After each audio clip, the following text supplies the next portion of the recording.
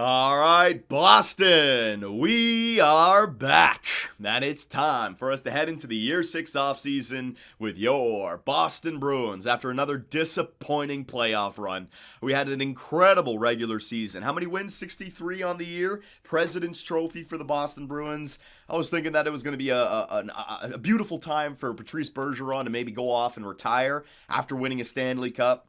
Brad Marchand, I knew was going to come back for at least one more year. Unfortunately, though, we lost to the Tampa Bay Lightning in Game 6. Convincing fashion. It's always an Atlantic Division team. Last year it was Detroit, this year Tampa Bay, and of course, they go on to win the Stanley Cup. So again, we lose to the best team in the NHL in the second freaking round after winning the President's Trophy. I swear the playoff format, it really kicks you in the balls. But that's all right. Patrice Bergeron is coming back for at least one more year. Brad Marchand is coming back for at least one more year. So I can try to get back to the Stanley Cup Finals one more time, all right, and make it so that Brad Marchand and Patrice both made it to the Cup Finals 5 times and won 3 out of 5. All right, so we have one more chance to be able to do that. Now, we have the NHL entry draft, and good news, the worst team in the NHL, the LA Kings, we have their draft pick. We have their draft pick for one more year after this year, and the draft lottery was actually on our side. We didn't get the best overall, but we have the second overall pick, and I'll just bring up the draft class quickly. I'm here on board with my my Twitch scouts. We've gone through each one of these players. Clarence Sopel, take a look at those numbers, 55 and 55. He's projected to go first overall, a right wing. Then you have Alexei Tulipov, a center that was projected to go first overall, but over the course of the year moved down to second. He's got 6 goals, 14 assists in an A-plus league. And then you have Colton Prust, an offensive defenseman with 15 goals, 54 assists in a C-minus league. Now, we were trying to come up with some sort of depth chart because we had the second overall pick, and it seemed like the fans wanted this guy, Alexei Tulipov, no matter what. If he's available, take him at number 2. The reason being is we need a center playmaker for the future for Cody West, because Cody West is looking like a guy who's going to take a lot of shots. We have Point and Past on the first line. Yes, we have Ricard Raquel as a second-line center. This guy could, though, be the second-line center of the future, and we could always move on from Ricard Raquel. And that would give Cody West a line mate for his entire career.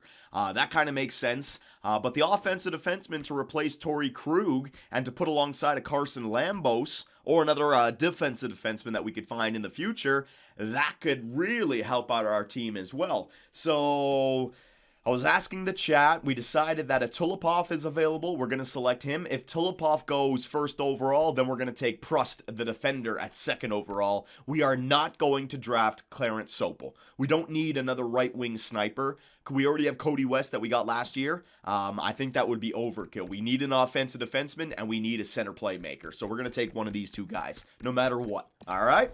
So other than that, the team is pretty much going to stay the same. I think the salary cap situation will not be an issue. The good news is that considering we signed Tyler Parsons, our goaltender, last year to a 4-year deal. I just want to bring this up for a second. We signed Tyler Parsons to a 4-year deal last year, and because he was on arguably the best regular season team of all time, he actually grew. So we have Tyler Parsons at 85 overall for another 3 years at $2.5 million. Real good deal. Defensively, we got to give Krug a contract. Hopefully he doesn't want 15 mil. Fleury is still signed. If Fleury jumped up to an 88 overall, man. 4 more years at $6 million. That's really good. Brendan Carlo is still doing fine. Jake Bean, we traded for. I want to give a contract. I forgot about that. Yeah, we got to sign Jake Bean. Adam Larson, we're going to hold on to. The Darnell Nurse, though. Were we getting rid of Darnell Nurse? I think we were getting rid of Darnell Nurse. Hang on a second. 1, 2, 3, 4, 5, 6, 7. Yeah, and I want to free up some cap space. So I think we've got to get rid of Darnell Nurse. And then forwards, when it comes to these guys, 1, 2, 3. I'm holding on to DeBrusque, holding on to you, holding on to you, holding on to Kanye, holding on to Kunin. Forsbacka, Carlson, Anderson, Batherson. Malkin's contract is going to be off the team. Bergeron's contract is going to be gone. Johnny, read the chat. Johnny, read the chat. What am I not seeing? Parr turned into a franchise goalie? What? Dun, dun, dun. All right, so we got a goalie of the future as well. This Para guy playing in the AHL. The fans in the chat, the scouts, just let me know that this guy has turned into a low franchise goalie. So how many more years left does this guy have? 3 years left. All right, that's pretty good. All right, thanks, ladies and gentlemen. Thank you very much. I would like to trade those guys somewhere around the trade deadline. As of right now, though, we're just trying to free up some cap space, all right? So what I'm going to do here with Darnell Nurse, we just got to get him off the team because we have a lot of salary cap that we need to put into our guys, all right? And I have Jake Bean now that I want to sign, so we got to get Darnell Nurse off the team. So 1, 2, 3... 4, and then Jake Bean's gonna play with Adam Larson, Carlo with Krug, and then Fleury with Lambos. Yeah, that's the lineup. So we're getting rid of Darnell Nurse here, ladies and gentlemen. Take a timeout. Don't worry, the Vegas Golden Knights are the first ones on the. Let's just see what we can get. So we can get 2 seconds from Anaheim. A first, is that next year's first? That is next year's first from Arizona. Sure, Athanasiou. I don't want left wing Vance. Let me see this guy. Hang on a second. We'll take our time with this pick. I wouldn't mind a prospect, though, who's already got some growth in him. Leonard Vance, left wing, two-way forward. It's got some decent numbers. What do you guys think? Fifth round pick. Let's see what kind of individual stats he puts up. Takes away. He's more of an offensive two-way guy. Just trying to find guys for the future, you know? Like, we don't need picks necessarily anymore. Hang on a sec. All right, so I'm just going to let the first overall pick happen because then we'll know. Oh, what the hell? Are you guys still here? I just kicked my HDMI. You guys still here? You still see? Is the screen still moving for you? Yeah, we're good. All right, we're good. So who are they're taking? They took Sopel, who is a right-wing playmaker. All right, so Tulipov is available for us, boys. Sopel went first. We can choose who we want. So I'm going to call a timeout. All right, I'm going to call a timeout you. I'm going to call it just all the timeouts. All the timeouts. I want tons of time right here. All right, I got 17 minutes to work with. All right, so Tulo is the guy we are selecting. We know this now. Fine trade, but we're still trying to get rid of Darnell Nurse for right now. All right, so you guys wanted Tulo, you're getting Tulo. All right, but let's just work the trades first right now, okay? Let's work the trades. So we got Jake Bean that we traded for. We're going to give a shot to. Hopefully he's not going to cost us too much money. Darnell Nurse. Darnell was good, but he's only got 1 year left, and then he's going to go to free agency. We might as well flip him right now to try to get something. So we could get that Vance guy, Agostini, and a third. No, I don't want any Danis. All right, so there's a bunch. Oh, we can get the 30th overall pick from this season. That could be good. Butler, a top 4 defenseman. Yeah, so there's a lot of guys I could get. 3 years left. Corbett, left wing. Kamenev. Bjugstad, Donskoy. Ooh, the 23rd overall pick from Toronto, boys. That is huge. Now we're trading Darnell Nurse to the Leafs, but that's a big one, man. That's a big one because we're still trying to get guys for the future here. That's a big one. 21st overall pick from Washington, and it's not in our. I think the Washington one is even better. 2 selections higher. We don't need to worry about the third, and we're trading him to the Metro instead of the Atlantic. I like the Washington pick, honestly, boys. Hang on. Let's just go through them. I like the Washington pick. That 21st overall pick could be something good. Do I have the green light to make this trade go through? Darnell, you were a great player for us. All right, but I got some young guns that are coming up. We're not going to have the ice time for you anymore, my man. Do I have the green light? Yes. All right, so the fans in the chat are saying I have the green light. Let's see if we can get maybe a little bit more on board here. A little bit more. Give me that second round pick as well. All right, if you give me that second rounder, I'll make it worth your while. I'll give you a 7th and a 6th. All right, there you go. So Darnell Nurse, a 7th and a 6th for a 2nd and a 1st. Will it go through? Trade rejected. All right, so that 2nd may not happen. Let's see. You're getting greedy there. I know. I was just trying to see. Yeah, they don't have any 3rd. So you know what? I'm just going to take this straight up. That's going to be a good trade. Darnell Nurse for the 21st overall pick. Yeah, this seems like a sweet proposal. Bang! There it is. So thank you very much for your time, Darnell Nurse. We had to get ready, though, to free up some cap space for next year's team because I don't know what guys like Krug are going to ask for. Marchand may ask for like fucking 13 mil. Who knows with the way he's been playing. So we got Parsons for only 2.5. Brassard's 1.7 is going to be off our books. Just got to go through the team here, boys. Got to go through the team. Cruz is going to be off the books. Fleury's worth it. Carlo's worth it. Bean, got to give a contract to. Adam Larson is worth it. As a defensive defenseman, he's going to get a +5 with Jake Bean, hopefully, all right? If not, I can trade him next year, but I got to hold on to him for next year. We actually don't have that much money tied up in defensemen. We just got to get Torrey Krug's fucking huge contract off the books. Braden Point, Raquel, we've just signed an extension to. DeBrusque. West, Kunin, Jacob Forsbacka, Carlson. I want to hold on to all these guys down here. They're nice and cheap. Yeah, we're good. All right, we're good. Trade Para for the 3rd pick. No, see, here's the thing. I don't want to be trading away prospect goaltenders for legitimate draft picks, all right? I don't mind going prospect goalies for guys that the other teams are willing to give up, but like, why would these guys have such high trade value at this point? Think about it, right? They haven't played a game in the NHL. So I think that trade value is a little bit like Scoville's trade value is higher than Parsons, who's signed for 3 more years at 2.5, and he just had the season that he had. I mean, what you know what I mean? It just seems like it's a little bit too cheese. I wouldn't have the goalie stats that high up, so I'm not going to make that trade. All right, I don't want to cheese the system. Why would prospect goalies have a higher trade value than legitimate NHL goalies who are on team-friendly contracts and who have what's it called? Who have a name to them. All right, so if it's a player that they're willing to give up at the trade deadline, that's one thing, like a rental. I don't mind trading a rental for one of those guys, but not a draft and not a top pick.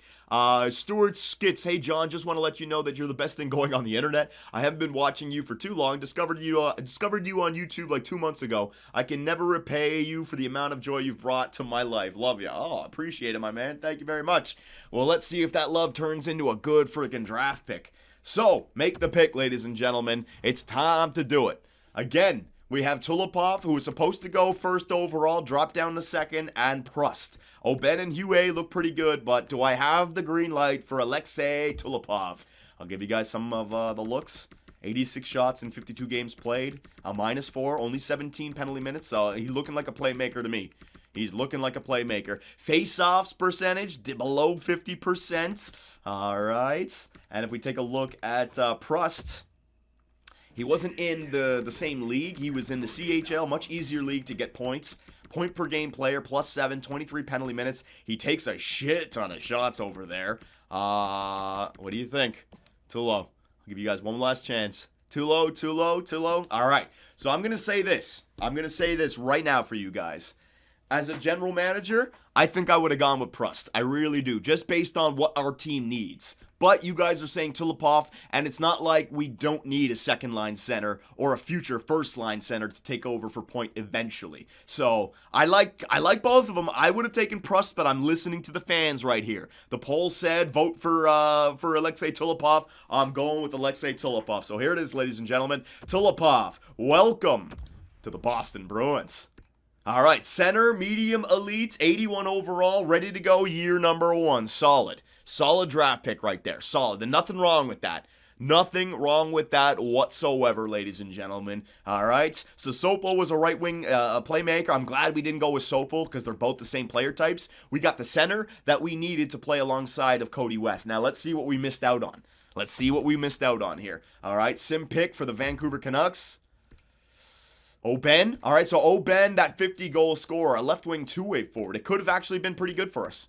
We could have used that, but I'm actually still happy with Tulipov over Oben. I'm still happy with that playmaker over the left-wing two-way forward because we already have Brad Marchand, and we don't want two-way forwards with playmakers. We want power forwards and snipers. So that's all right. That's all right. Ottawa. Trade for it. Trade for it. I don't think they don't want to give up the pick though. Like, what would they? Let me just. If I was to make this, hang on. If I was to make this, I'd have to give up Scoville, and I'd have to give up like West, guys. Like, no, that's dumb. That's dumb. It's cheese, guys. No, it's cheese. Just because you can make the trade doesn't mean you should. A lot of times when you make those trades, it ruins your GM mode, right? The challenge is gone. No. We got the LA Kings 2nd overall pick. They don't want to give it up. The New Jersey Devils are looking to trade up. But let's see what the Ottawa Senators get here, ladies and gentlemen. Sim pick. Prust, the defenseman. Oh, he was a two-way. So I'm actually really happy with that. It was not an offensive defenseman. It was a two-way defenseman. So we were really good with that. Two-way, yeah. Two-way guy with all those points. 80 overall. All right, so we made the right call. We made the right call. You guys made the right call. I didn't make the right call. We already had Lambos as a two-way guy. We needed an offensive defenseman. So, yeah, you guys made the right call. Good job, boys. Good job. Florida Panthers, let's see what they get. They get Hugh, who was another left-wing two-way for. My God, the NHL is getting an influx of young talent coming into the league. Jesus. The New Jersey Devils, who do they get? The Edmonton Oilers, they get Grossman, a center power forward, top 6. So it's good to know that the Edmonton Oilers are still drafting away up there. Now, what about the New Jersey Devils? They want to give up their pick. Let's see, what do they want? They don't want any of my goalies. And they want Fleury, Point, Pasta, DeBrusque, Lambos. Fuck, no. That's my team. No. All right, so we're not moving up anymore. That is it. Now we get to sim to the 21st overall pick from the Washington Capitals. So I'm just going to take a timeout right here. All right, this is a big pick right here. This is a big pick. All right, let's see what we missed out on. Pierce, top 4, top 6 sniper, top 6. Lindros, what a name. Top 6 grinder. That would have been nice. Right wing, top 6 grinder, 74 overall. I could have already put him out on the team. All right. So I don't know if there is a medium elite late in the first round to be found. It hasn't been taken just yet. We could. Oh my God. All right. I got to find the medium elite here, boys. If there is one available in the top 30, I got to find him. All right. We got to find him. Who could it be?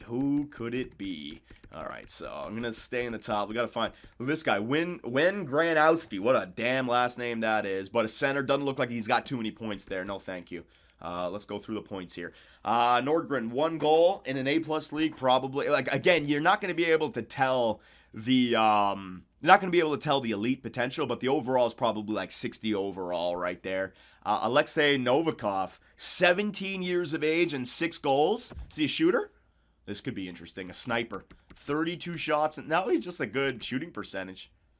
Novikov. That could be interesting. Next up. Eriksson, defenseman.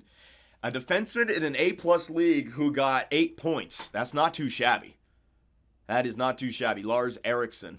That's not too shabby. Wayne Granowski, again, a center in a C- league. If he was somebody good, he'd have way higher stats. Same thing with that guy. He'd have way higher stats. Semenev, again, it's there, but it's not enough to really like, whoa. Same thing with that guy. It's there, but you can't really tell. Osgood, no. Right wing, no. I'm just looking for numbers that really pop out at you. No. Colin Locke. Let's see how far down the list. He's at number 31. Colin Locke, center. Now, we already got the center. Colin Locke looks like he might be higher up in the stats, or was just a 60 overall guy that got the chance to play on the first line with the team. That's the thing that you can't tell. That's the thing that you cannot tell. Let me just continue down the list. Center, no. How much time I got left? 5 minutes. We're good. No. And I think I've gone too far now down the list. All right, so what are you guys thinking? Eriksson? You guys are saying Eriksson? Left-handed. 7 assists. I don't know, man. Eriksson, left-handed. If he's an offensive defenseman, that would be nice. Penalty minutes. I mean, he had 38 penalty minutes in 42 games played, so he's getting time. He's taking penalty minutes. He's probably a two-way. Eriksson, you goof. Eriksson, All right. Well, Locke looks like the best guy, but unfortunately, we already got the center with Tulipov. So we don't need another center, right? I like Novikov, to be honest, because if he's a sniper, we need a left-wing sniper. I like Novikov, but you guys keep on saying Eriksson. I like Novikov because he's got the goals, and he's got less penalty minutes. So that's a sniper. This guy Eriksson could be a defensive defenseman or a two-way defenseman. I like Novikov, guys. I like the left-wing sniper. We need some left-wing snipers. We got DeBrusque. After that, it's empty. I like Novikov. Poll? No, we're not doing a poll right now. You guys got to convince me. I got 4 minutes. We're still in YouTube mode, right? So I don't want to take too long with this. Fans in YouTube right now are like, what the hell? Just choose somebody. Novikov, hang on. So I got the defenseman. We have Jake Bean. I have the young guys. Eriksson. I'm going Novikov. All right, so you guys got the first selection in Tulipov. I'm making the second selection in Novikov, all right? Yeah, I'm doing it. Novikov, boys. I'm selecting him. Here we go. Novikov. Alexei Novikov. Been taken. And it is a left wing, two-way forward, 64 overall, medium top 6. All right. It's not horrible, but it's not exactly what we wanted right there. Bust, we'll see. I need some two-way forwards on the left side, boys. All right, so let's see what we missed out on. Top 9, I could have got that guy. All right, so Novikov was better than that guy. That's good. The Toronto Maple Leafs, let's see.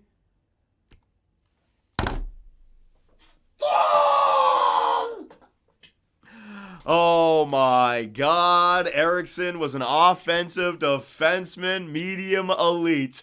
Did you guys know that? Was that a guy who's always medium elite? I don't want you guys cheesing it for me. Damn it, man. All right, so we could have gotten that offensive defenseman. Damn, that's rough. The Leafs, yeah, I know. All right, so that's unfortunate, ladies and gentlemen. Told you. I know. All right, so let's just go through the rest of the list here. Probably just take like a defenseman. Is there any big numbers that pop up? That's not bad. That defenseman, Parrish. Yeah, let's just take this Parrish guy. 20 years of age, 17 years of age. Cahill. Alan Cahill. There we go. Low top 6. Yeah, we're just getting lucky now. So you know what? I'm just going to sim the entire draft. All right, let the computers take care of the rest. And there you go. All right, so I took a chance with Novikov. You guys are acting like Novikov is a nothing player. He could become something for us. He might be a shooter still. Remember, he had all those goals. So I just got to play him in the AHL, and we'll see what happens. Florida Panthers acquire second for Mikael Granlund going to the Edmonton Oilers. All right. And even if we drafted Eriksson, guys, how good was he? 60 overall? How many years would he have taken to get ready, guys? How many years would he have taken to get ready? It wouldn't have been right away. So we're a team trying to win right now. 3 at least. Yeah, exactly. So Tagaskis. All right, so I got to get my coaches back right here. All of our coaches need to get signed, and we have to sign all of our players. So what I'm going to do right now, ladies and gentlemen, is a little power of video editing, and we will be back for free agency. Let's go. All right, so we are in free agency. We've taken care of the re-sign stage, and Torrey Krug was a pain in the ass. Brad Marchand was a pain in the ass, but we've got the team signed. Unfortunately, though, we had to part ways with some of our coaches. Our old assistant coach, what the hell, Backman? Oh, he signed as an assistant coach. He stayed as the assistant. What? Even though I offered him the associate coach job, he's back as the assistant coach. All right, so we got to get an associate coach and a goalie coach for the coaches, and we have to figure out who we want in free agency. Now, here's the thing. We already have everyone signed on our team. We have a full roster, and we only have $2.3 million of cap space available, right? So if we take a look at the goalies on the block, I mean, we're only paying $2.5 million to Tyler Parsons at 85 overall. You can see how much of a steal that is. Georgiev is available, but we have Fritz that we are going to be playing as our backup this year. So I'm not going after any goaltenders, all right? We're going to be playing our young goalies this year. Defenseman, you got Aaron Ekblad, who wants $11.4 million. Sergachev, any good offensive defenseman? So that's why we had to sign Torrey Krug, guys. The best offensive defenseman available in the year 6 offseason was Calvin DeHaan. We needed Torrey Krug back. We did. We just did. So I don't need any defensemen either. And then forwards, if there were any young forwards that were like last year with Julian Gauthier and Luke Kunin that were just nice and cheap, I wanted to go after them. So, I mean, some good players like Jost, Appleton, Wilson, Ehlers, Ovechkin is there. But we want to find a guy who's making less than $1 million that we can sign to like a 2-year or 1-year deal. All right, so let's just go down here. Here we go. Hayton, 25 years of age, two-way forward, only wants $1 million. Hell yeah. Well, 2 years. That'll do, my man. That'll do. 1 year. 2 years, one-way deal, $1 million. Hayton. All right. Anybody else? Anybody making less than $1 million? 1.2 for Jordan Stahl? No. 1.1. Asplund, two-way forward. Not really. Don't need him. I already got a two-way forward. Here we go. Ryan Strome, playmaker. Yeah, grab him up. Bang. There it is. 0.9. Sorelli and Virtanen. Yeah, get these guys both signed up. 1 year, bang. Just in case we can get some good line chemistry going with these guys. 1 year, bang. All right, Chason. Anybody else less than $1 million? Here we go. 27, Abramov. Grab him up as well. All right, just to grab some players. Never know, they could help out the AHL squad. They could help out the NHL squad if we get the right chemistry. And that seems like it's it. All right, there was Crosby. I'm not going after veterans, guys. We actually cut Geno Malkin. just because we're playing our young guns this year. We got Tulipov, we got Cody West. We got to play these guys, right? There's no room to be going out for veterans anymore. The veterans on our team are Patrice Bergeron, Brad Marchand, Ricard Raquel, Jake DeBrusk, Pasternak, Point. We already have so many players. We have to pay these guys. We have to play these young guys if we want them to grow. So now we got to go out there and get an associate coach. Let's make sure we get a good associate coach, all right? Somebody that can help us simulate well, quite well. Fritz, forwards. All right, so one of these guys, Barney. Oh, you know what? Veterans might not be a bad idea, so we can make sure that our older guys don't drop off as quick, like Krug and Marchand. Should I go after the veteran? Slow down the decline for our veteran players. A teaching specialty of veterans will help prevent veteran players from declining. Good idea. Yeah, Barney. Go after this guy, Barney. NHL associate coach. Yep. There we go. I'll jack that up because the longer Krug and Marchand play, the better it is for us. They're still going to simulate well. Let me just jack up the money. We want this guy. Do it. That's a great idea. Do it. All right. We already have, like, Tagaskis, our head coach, is already great for teaching the younger players. So, and same thing with our assistant coach. So we got associate coach. Now we just need a goalie coach. So let me just go to the AHL assistant coach. Bring up the teaching goalies, which is the most expensive goal. This guy. All right. You're going to go as the NHL goalie coach for 4 years. Stefan Gerber. Jack these numbers up. No budget. Yeah, the budget doesn't matter when you don't have owner mode. Get the hell out of here, budget. I don't care about you. And the assistant coach, we just got to go down and find somebody that's like a generalist or something. Hang on. Defenseman, veterans, generalist. There it is. Assistant coach for the AHL. Sure, I'll give him the years that he wants. Igor Kuznetsov. There you go, buddy. Bang. All right, so that should take care of the coaches. It should take care of the players. And for anyone on YouTube right now, I'll just show you what the setup for our team looks like before all those extra players come in. All right, so the goalie situation, we got Parsons at 85 and Fritzmeyer as our backup at 80. Defenseman, we got Torrey Krug signed for 1 more year at 13 mil, so we got to keep him covered, but I don't want to commit long-term to him. Hayden Fleury's an 88 overall. Carlo, we got Jake Bean signed to a 6-year, $4.75 million deal, so real good steal from him, especially if we can get him playing on the power play, get him some points. Larson's 1 more year, and then we'll have that $4 million off. We just got to get another defenseman, but we could do that, right? That's not going to be an issue. And then forwards, we have 1, 2, 3, 4, 5, 6, 7, 8, 9, 10, 11, 12, 13, 14. We got 14 players, essentially, who could play in the NHL. And now we're going to have, like, another 4 guys coming. So it's just about mix and matching, finding the best chemistry. Also filling up the AHL squad, helping out there a little bit. All right. Other than that, though, team's pretty much on autopilot. No, I'm declining those trades. Gerber, all right, he's coming to our team, good. Kuznetsov's coming to the team, good. And Barney is coming to the team, good. So we got all 3 coaches. Ryan Strome decided to go with Colorado. Don't worry, remember, we weren't in a bidding war with these players. We were just seeing if we can get them nice and cheap. The fact that Ryan Strome got a bigger contract from Colorado, that's fine. Sorelli's coming to Boston. Virtanen's coming to Boston. Abramov's coming to Boston. Barrett Hayden's coming to Boston. All right, just so some little depth right there. Little depth. And there you go. So that should be pretty much the year 6 offseason. So let's do... No. I'm going to have to edit my trading block. Let's do a little power of video editing and jump to preseason. All right, so we have edited the lines for year number 7. The team looks very similar on paper. I'm hoping that we simulate the same way. First line, you got Brad Marchand, Point, and Pasta. We're going to see what these guys can still do. +1. Second line, DeBrusk, Raquel, and Cody West. Cody West is getting that second line ice time right now. And Raquel at 32. Hopefully he doesn't drop off anytime soon. DeBrusk at 28. He's going to get a big-time contract at the end of this season. You know, we might actually move on from these 2 players at the start of next year. So the last year, perhaps we have these 2 guys signed. They've got to step up. This is Raquel's first year in his new contract, right? Yeah, 1 year at 8.25. We don't know how long we can hold on to him. He's not going to drop this year, but we got to make something happen with these 2 guys.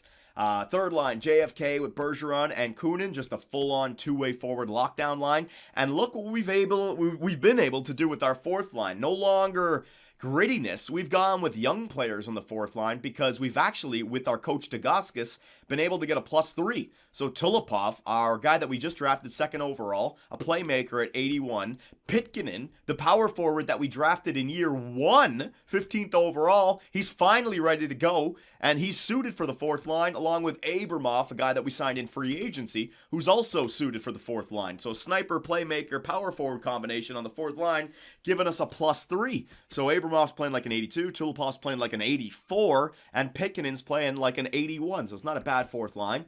Defensively, same old, +5 for Krug and Carlo, Lambos and Fleury a +3, and Jake Bean with Larson. Unfortunately, Jake Bean was not a great chemistry player, but we can always work on that. But the fact that I got him alongside of a defensive defenseman who does like the third line still gains us that +1. So we have 284 overall third stringers on that third defensive pairing. That's solid. Power play looks like that. We've decided to give Cody West the power play time this year, along with 2 offensive defensemen. So now we have a +3 for our power play, making Pasternak and Point even more lethal. Brad Marchand's been dropped down to the second line power play because as a two-way forward, he takes away that +3. So it's unfortunate for him. His numbers are going to go down this year. But I'm hoping that Cody West can be lethal on that power play. All right, 4-man power play looks like that. Penalty kill, all of our two-way forwards. Brad Marchand is actually getting some penalty kill time now. All that looks like that. Extra attackers, goaltenders with Parsons and Fritzmeyer. No scratch players because injuries are now off. And the AHL squad looking very tanked out as well. All of our young guns, Jörg Kritzmeyer, we decided that in one more year in the AHL, then he can come up and replace Jake Bean or Adam Larson for next season. All right, ladies and gentlemen, so there could still be a lot to this video. I might have 4 rounds of playoffs to go through. So what we're going to do is we're going to simulate the regular season. If I stop at the trade deadline to make some trades, we'll bring it back. If not, we should be on autopilot considering we won 63 wins last year, right? So power of video editing, let us take it up to the trade deadline or the end of year number 7. All right, told you. Autopilot for your Boston Bruins. Don't know if we're going to have the kind of season that we had last year. A few too many overtime losses and shootout losses in there. You know, we could be up to like 46, 12, and 4 or some shit like that. But that's okay. Fact is, we're going to be in the playoffs. Hell, we're probably already in the playoffs with our record. All right, so I don't think we're going to be making any trades right now. Our team seems to be playing quite well. But let's just do a little due diligence just in case there's something just so obvious. Like somebody that we can move on from, Ricard Raquel, something like that, right? Could definitely do it. So Atlantic Division, let's see where we sit right now. Goals for per game. So just like last year, we're scoring more than 4 goals for per game. So this team is outstanding. Goals against per game, second best in the division. Although the Tampa Bay Lightning, man, a team that I guarantee you we're going to be facing off against in round 2 of the playoffs. Them or Detroit, some shit like that. Power play percentage. Boston has 27.1. So that's what I mean about the +3. Even though Brad Marchand was taken off the first line power play, we got Pasta and Point and Cody West all at a +3 now for it. So pretty good. Penalty kill percentage, 82. Could be better, but we knew that, right? We're a team that hasn't built the chemistry for the penalty kill. We're a team that it's not really built for chemistry at all. It's just a team that's just built well from top to bottom. All right, so there are the team stats. Also, we have one more year of LA King draft picks, so let's see where they sit in the NHL season, ladies and gentlemen. We have a 10-point lead over the second best team. Holy shit. Where's the LA Kings? Where's the LA Kings? Where's the LA Kings? Where's the LA Kings? Where's the LA Kings? Oh, they're dead last, baby. All right, so they're in last by 2 points again. 9 points from second last. So, yeah, that LA King draft compensation for Charlie McAvoy was incredible. So far, it's got us Carson Lambos, Kreitzer, and Tulo. What's his name? I keep on calling him Tulo. I don't even know his whole fucking name. That's bad. All right, so, and we have another one upcoming this year. And just to give you guys a quick look-see, while it's on the tip of our minds, tip of our tongues, it's on the top of our minds. There you go. Homer! Ed Homer and Yuri Kapitanov, offensive defense. He's returned! He's not from Latvia. He's from Russia. All right, so we have the defenseman. Might be the offensive defenseman that we need, ladies and gentlemen. We also have Ed Homer. All right, we also have Xavier Kunitz. All right, Ryan Wilsey. I'd love to get my hands on Yuri Kapitanov. That would be perfect. That would be absolutely perfect if we can get ourselves a replacement for Torrey Krug of the future. Torrey Krug still seems to have like at least 2 or 3 years left in him. Even though he's going to be dropping off, him with Brendan Carlo, they just simulate so well because of that +5. And we got our veteran coach, so hopefully these guys drop off a little bit slower, right? But let's go into the player stats. So the LA King pick, I mean, or that offer sheet compensation just getting better and better for us. Braden Point, all right, 73 +20. Brad Marchand, 72. Everyone's saying to move Brad Marchand down to the second line. What are you smoking? He's a first liner, damn it. And Pasternak. So they're all plus players. They're all point per game players. Second line, Rickard Rakell, 50. DeBrusk, 48. And Cody West, 42, but he's got 28 goals. And if we look at the goals, Cody West is second on the team for goals. So he's doing his job. What we need to do with Cody West in the future, I guarantee you, I don't even know if you want a playmaker alongside of Cody West. You want a few other goal scorers who can also pass the puck, so his assist totals go up. I think Rickard Rakell is not great to have alongside of a guy like Cody West, because Rakell only has 11 goals, right? You want to put a guy like Point alongside of Cody West. So yeah, West, your time is coming. Your time is coming, Cody. Don't worry, buddy. Your time is coming. And Jacob Forsback-Carlson getting all those goals on the third line also. Patrice Bergeron, 80 overall, still 45 points in 62 games played. Everyone's saying that this guy didn't have a spot on our team anymore. Get the hell out of here. Jacob Forsback-Carlson, Kunin, Tulipov. All right, so Tulipov, he's a +8, 27 points. All right, remember, we're just using him on the fourth line right now, but that's all we want. He's jumped up to 83. Solid right there. All right, and if we run into problems in the playoffs, I might even move him up, but that's solid. That was a solid pick, boys. Pitkanen, look at Pitkanen. He's taking shots on that fourth line alongside of Tulipov. Same thing with Abramov.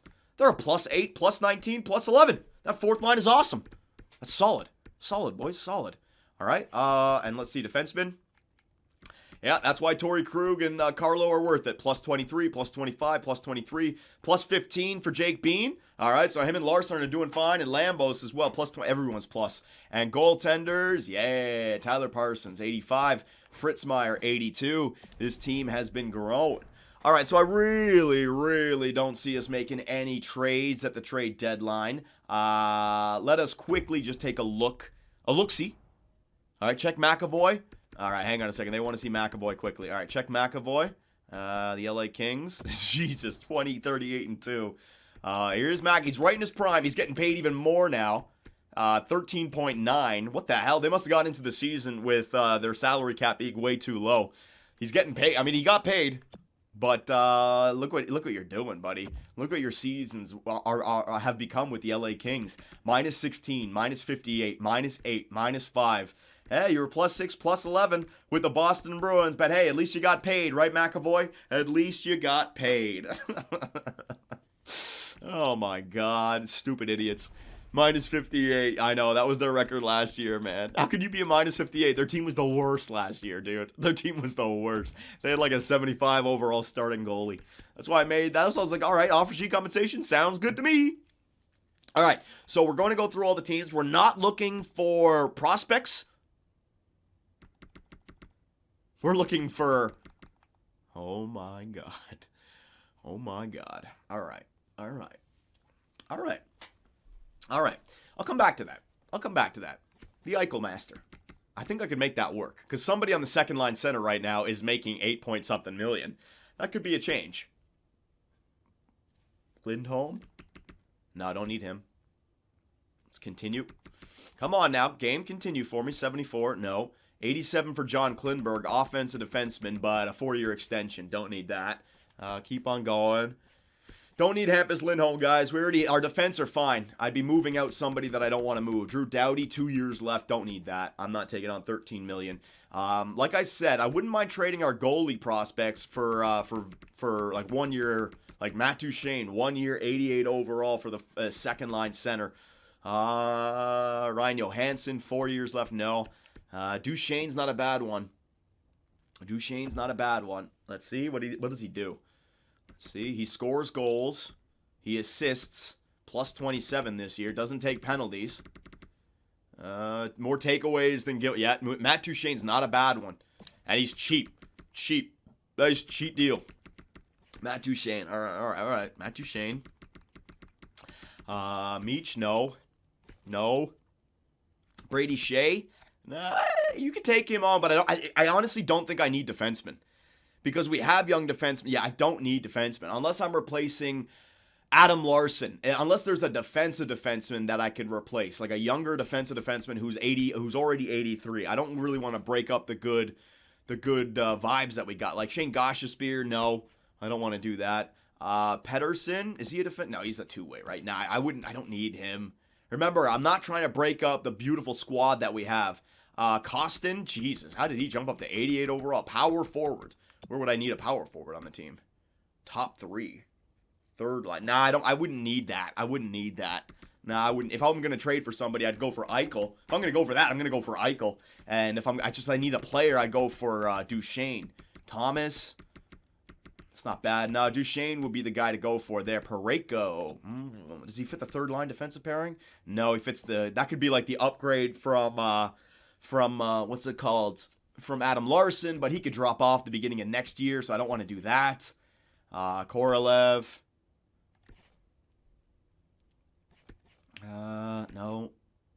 No. Tuck, 1 year. Power forward. I don't really need a power forward who's 84 overall. No, that would just be messing around with the team. If we're going to make a trade, it's going to be a big trade. All right. So, Eichel.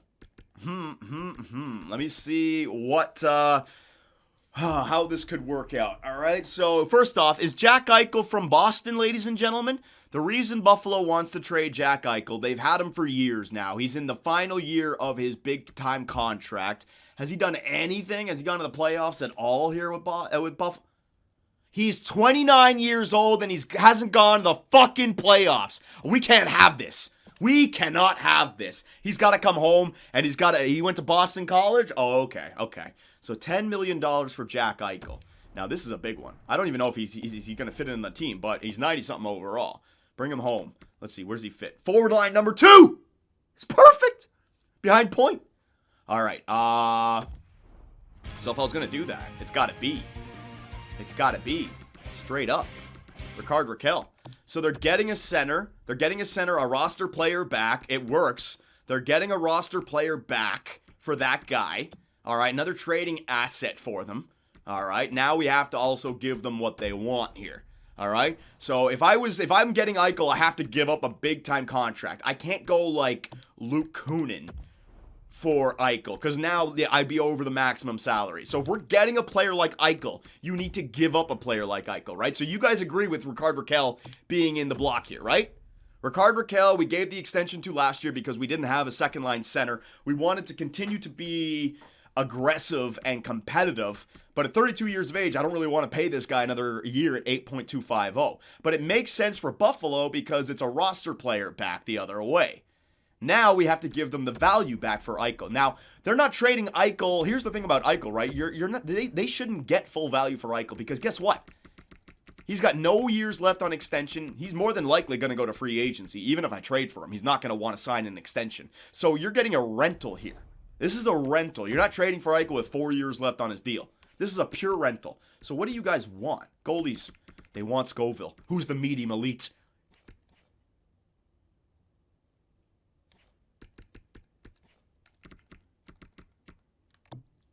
Okay, so we have Parsons, we have Fritzmeyer, we have Radulov, we have Para, our low franchise goalie that we're grooming in the AHL. The other, that totally makes sense. This guy's Scoville. He's playing in the CHL. He was drafted in the second round, 59th overall. I guess this guy might be having some good... You know what? That kind of makes sense because as a 20-year-old goalie, he's putting up pretty good seasons. And this year, it's his best season so far. So it's a young prospect goalie who was taken in the second round. That does make sense. All right. But I still want to make this even juicier for them. All right. We got to, like, if we're going to make a trade that really breaks the game, we got to make sure that we give them a crap ton for it. All right. McCabe and Novikov. Who was this McCabe guy? Drafted. Who was he? Sniper. Right-handed. I drafted him first. Yeah, okay. We got to go McCabe as well. Boom. All right. A guy that I drafted with 2024. Hang on. 20, 21, 22, 23, 24. Year 5. A sniper that I drafted in year 5. All right, bang. All right. So there you go. So you got your goalie, you got Raquel, you got the sniper.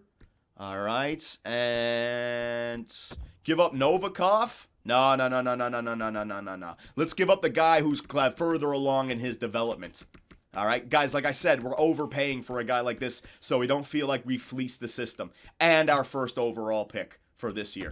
All right, there you go. I think that's a fair trade. Would you guys agree that's a fair trade? I'm giving them fair value for that. I'm giving them a roster player. I'm giving them a prospect goaltender. I'm giving them a guy that we drafted in the first round who's got 3 years left on a minor league deal, a sniper, and I'm giving them our first round pick for this year, even though we're going to be a good team. I think that's a fair deal. I don't think I'm cheesing the system at all, and Eichel is a rental player. Too much? Too much?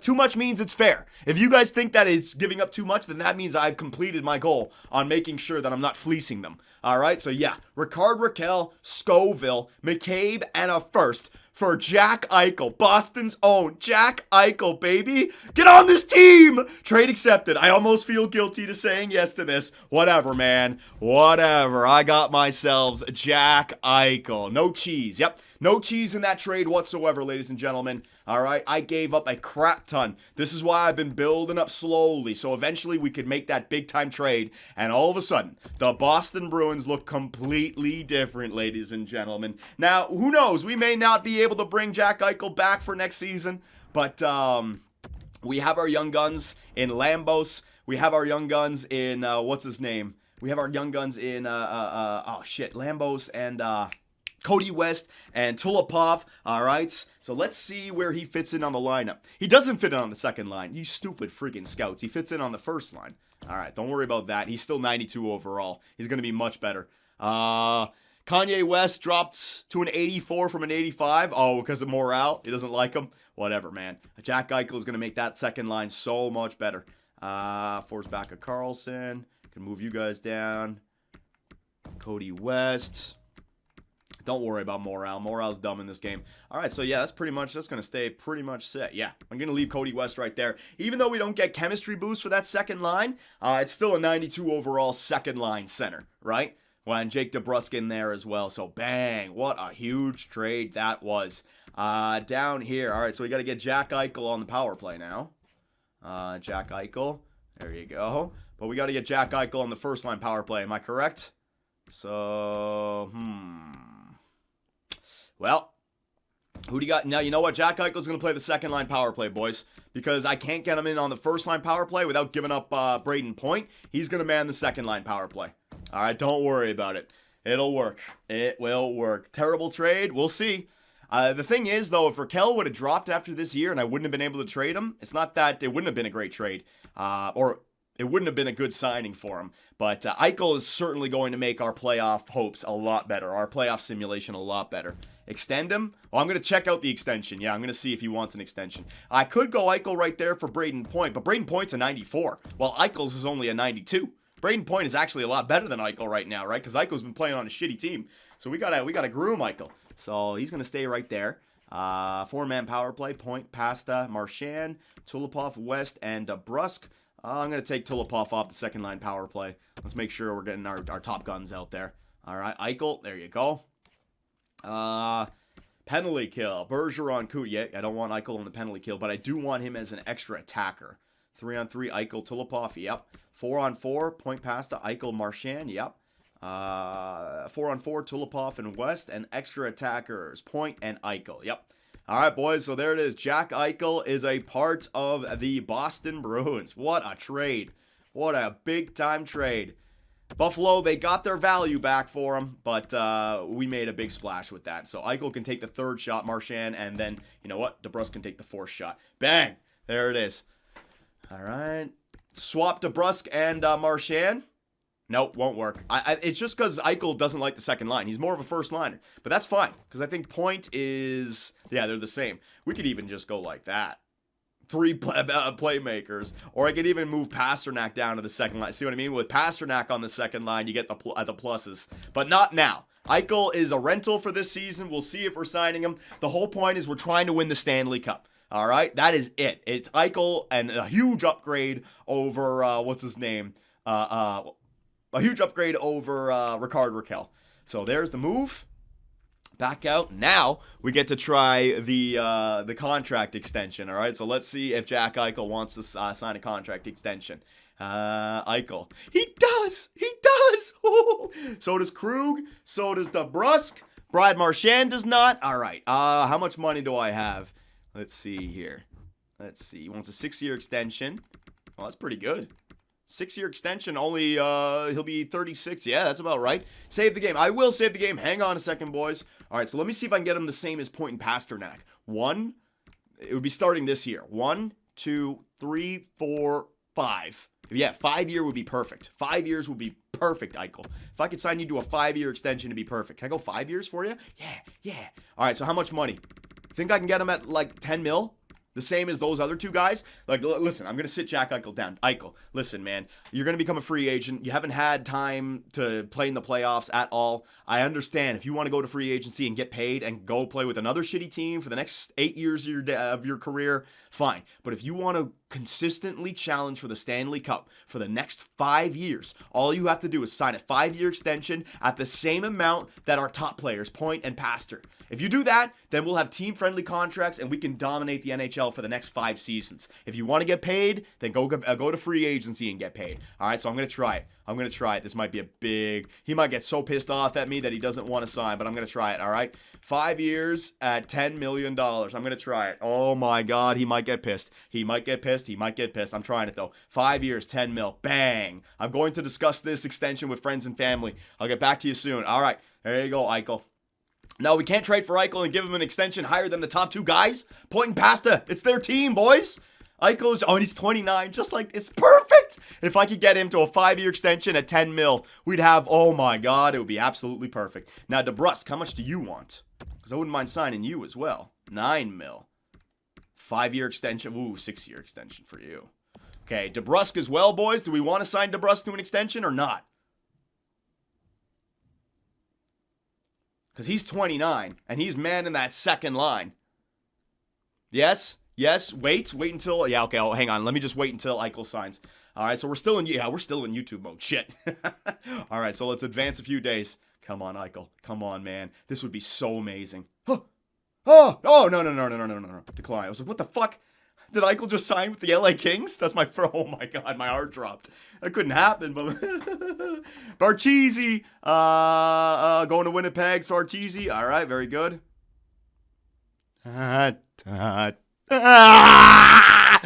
a trade! All right, so now the extra value makes a little bit more sense because not only was it a rental, it was a trade and sign. It was a trade and sign. So think about that from a contract perspective, ladies and gentlemen. Think about that from a contract perspective. Eichel, Point, and Pasternak all signed another 5 years after this season. All the exact same. Oh, that is so sexy looking. As a general manager, you love to see it. Save the game? Save the fucking game. Oh, my God. Yeah, we could have Eichel. We could have to go back, and then Eichel all of a sudden wants to stay with Buffalo. Save the fucking game, you idiot. Save the game. Create a new file just in case. There you go. It's saved. It's locked in. It's locked in, ladies and gentlemen. It's locked in. All right, next up. So I have, probably going to have to put Tulipov and... So the future lines might be DeBrusk, Point, Pasternak, Eichel, Tulipov, and West. And then Marchand drops to the third. You know what I mean? So, yeah, we got to get DeBrusk signed up. Yeah, DeBrusk got to get signed now for 5 years. Yep. All right, so DeBrusk, I want to get you signed for 5. All right, 5-year extension. We're going to go... Let's go 9 mil for DeBrusk. That's about right. 88 overall. He's legit. I'm just trying to think. Will I be able to move on from that contract? Try to go to like the 875. There you go. 5 years at 875 for Jake DeBrusk. All right. Krug, I'm going to wait. All the guys who are on 1-year deals, I'm going to wait on because they may drop. Brad Marchand, I'm going to wait on you. Kunin, no, he doesn't want to sign an extension. Larson, no, I'm probably going to move on from Larson. He's already 33 years of age. Depends on how much he wants. But at 33, yeah, no, fuck that. But I'm holding on to him for the playoff run. Jacob Force backup Carlson. I'm going to maybe move on from JFK as well. We got to save the money for free agency. Pitkin for the fourth. Now I can hold on to you guys. can hold on to all you guys. All right, and goalies. Yeah, Fritz Meyer as the medium starter. Can I get this guy signed long-term right now? Hell yeah. Let's sign Fritz Meyer and keep this run going to like a 4-year deal. There you go. 4-year, 2.5, and I can move on from Parsons if I need to, or I can just hold on to this guy. But that's pretty good, right? He's already 82 overall. Get him signed now, right? Get him signed now. Don't sign Fritzy? Why? I could save money. Don't do it? All right, you don't want me to do it, then it might go up. He might grow. Yeah, but I can always trade him. The thing about a $2.25 million contract, I can always trade him. So even if I'm in cap issues, I can always trade this contract. Why the hell would you not do that? You have a franchise goal. Yeah, but this guy might be the backup for the franchise goalie. Yeah, no, what are you guys talking about? This is a no-doubter. 4 years, 2.250 for an 80-something overall goalie. I can move on from Parsons, guys. I can move on from Fritz Meyer. I'm just ensuring. Now I'll have 1, 2, 3, 4. I'll have the same kind of goalie going an extra 2 years after Parsons' deal. That's dumb. Guys, come on. That's an obvious lockup right there. So we're just waiting on Jake DeBrusk. All right. I know I have Parra. Parra's on a minor league deal. He's not going to be an issue. Don't worry. And then he's an RFA, and I can trade these guys in the draft. Don't worry, guys. But it's just the bad contracts that you don't want to be sending out. $2 million for an 80-something overall goalie? Any team would take that. Especially a young goalie with medium starter potential. Bang! Oh, my God. Fritz Meyer signed. Oh, my God. So the Boston Bruins have reloaded, ladies and gentlemen. The Boston Bruins have absolutely reloaded here. So 1, 2, 3, 4, 5. So for the next 5 years, we have Point, Eichel, and Pasternak all signed for 10. DeBrusk signed to 8.75, and Jake Bean as well signed for 4.75. You can see the 5 years coming together for the Boston Bruins. That's so nice looking. That's so nice looking. What are you going to do with Krug? Krug's just going to stay until he doesn't play well anymore. Like until he drops, until it's clear that him and Carlo aren't playing well. Because it's the same with Marchand. Look at Brad. He's dropping, but he's still playing great. Patrice is dropping, but he's still playing great. So they're staying. They get to retire here. They get to retire. Now, also, captains and jersey numbers. Everyone's saying to make Eichel number 9. Let's see, where is he? 14? The fuck out of here.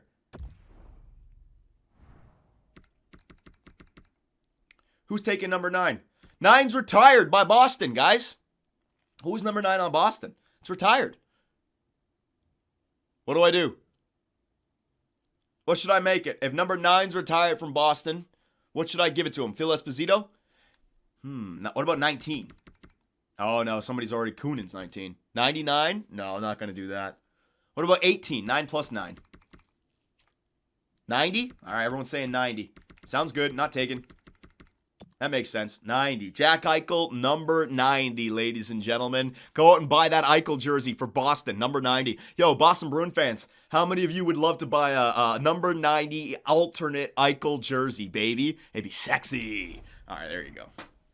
All right, so Eichel is number 90. Bang. He doesn't get an alternate, though. Alternate and captaincy still got to go with Bergeron, Marchand, and Krug. All right, those are the vets.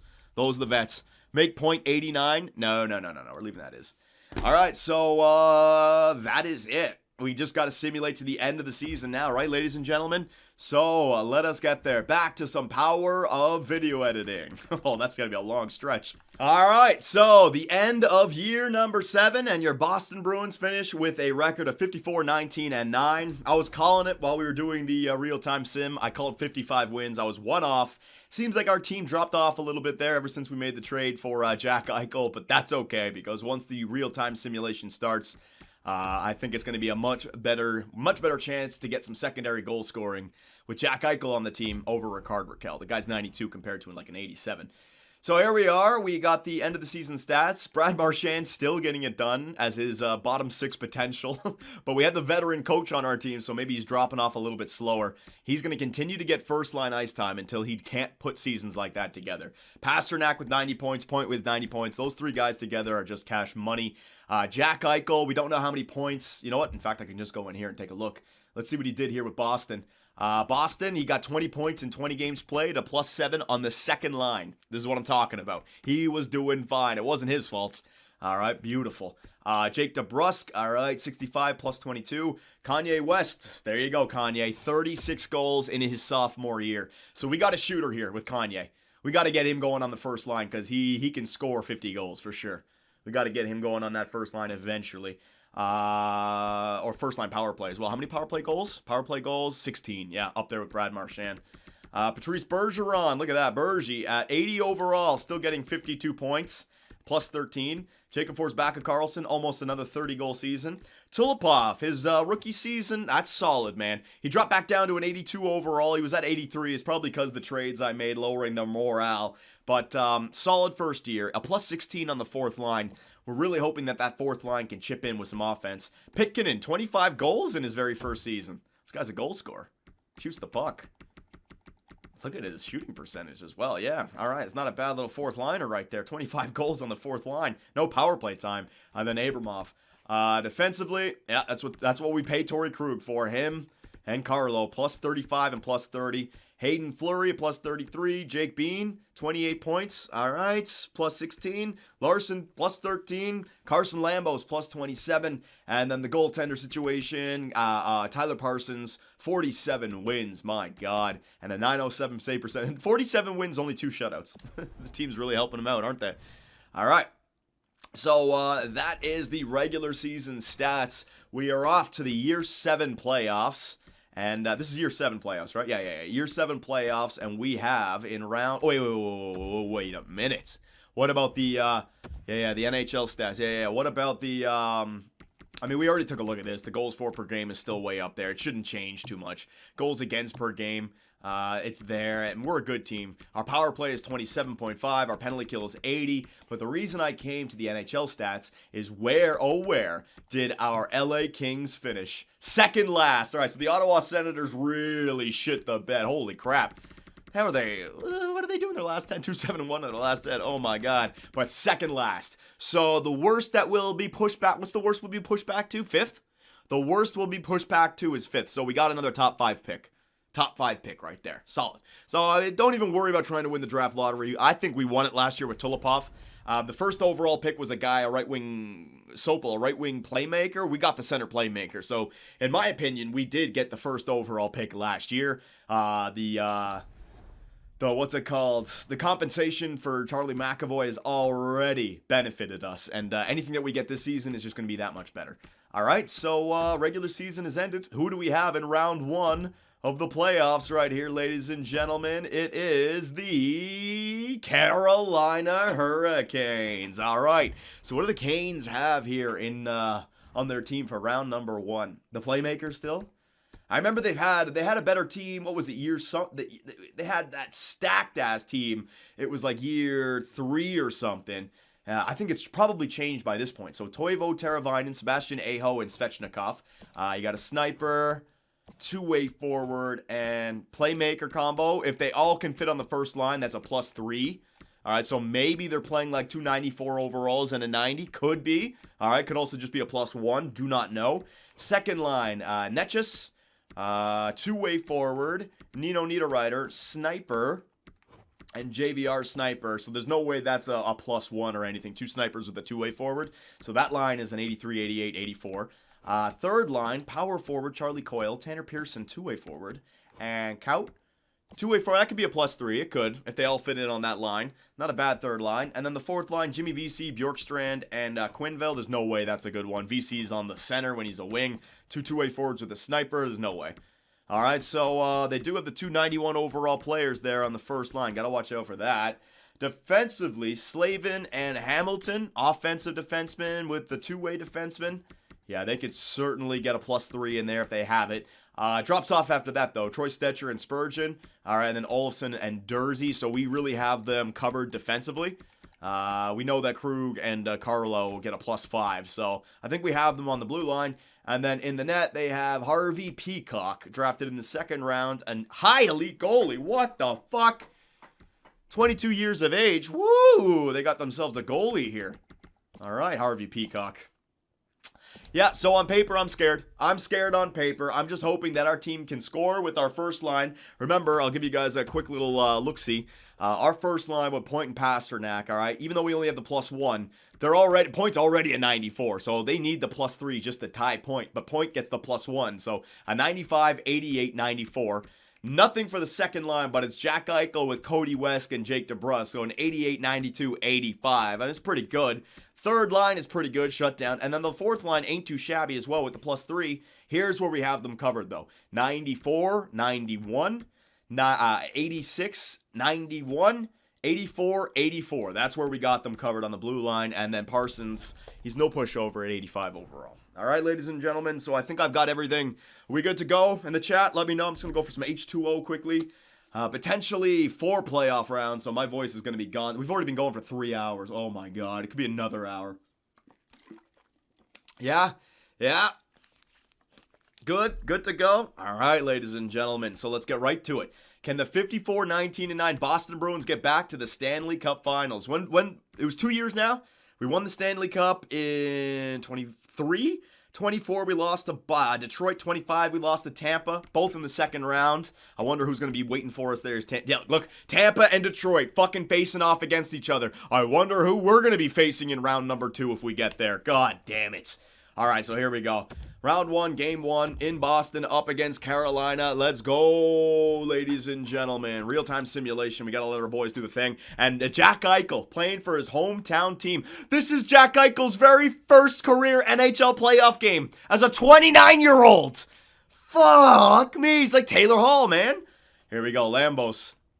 He gets his, that might be his first career NHL goal right there. Good job, Lambos.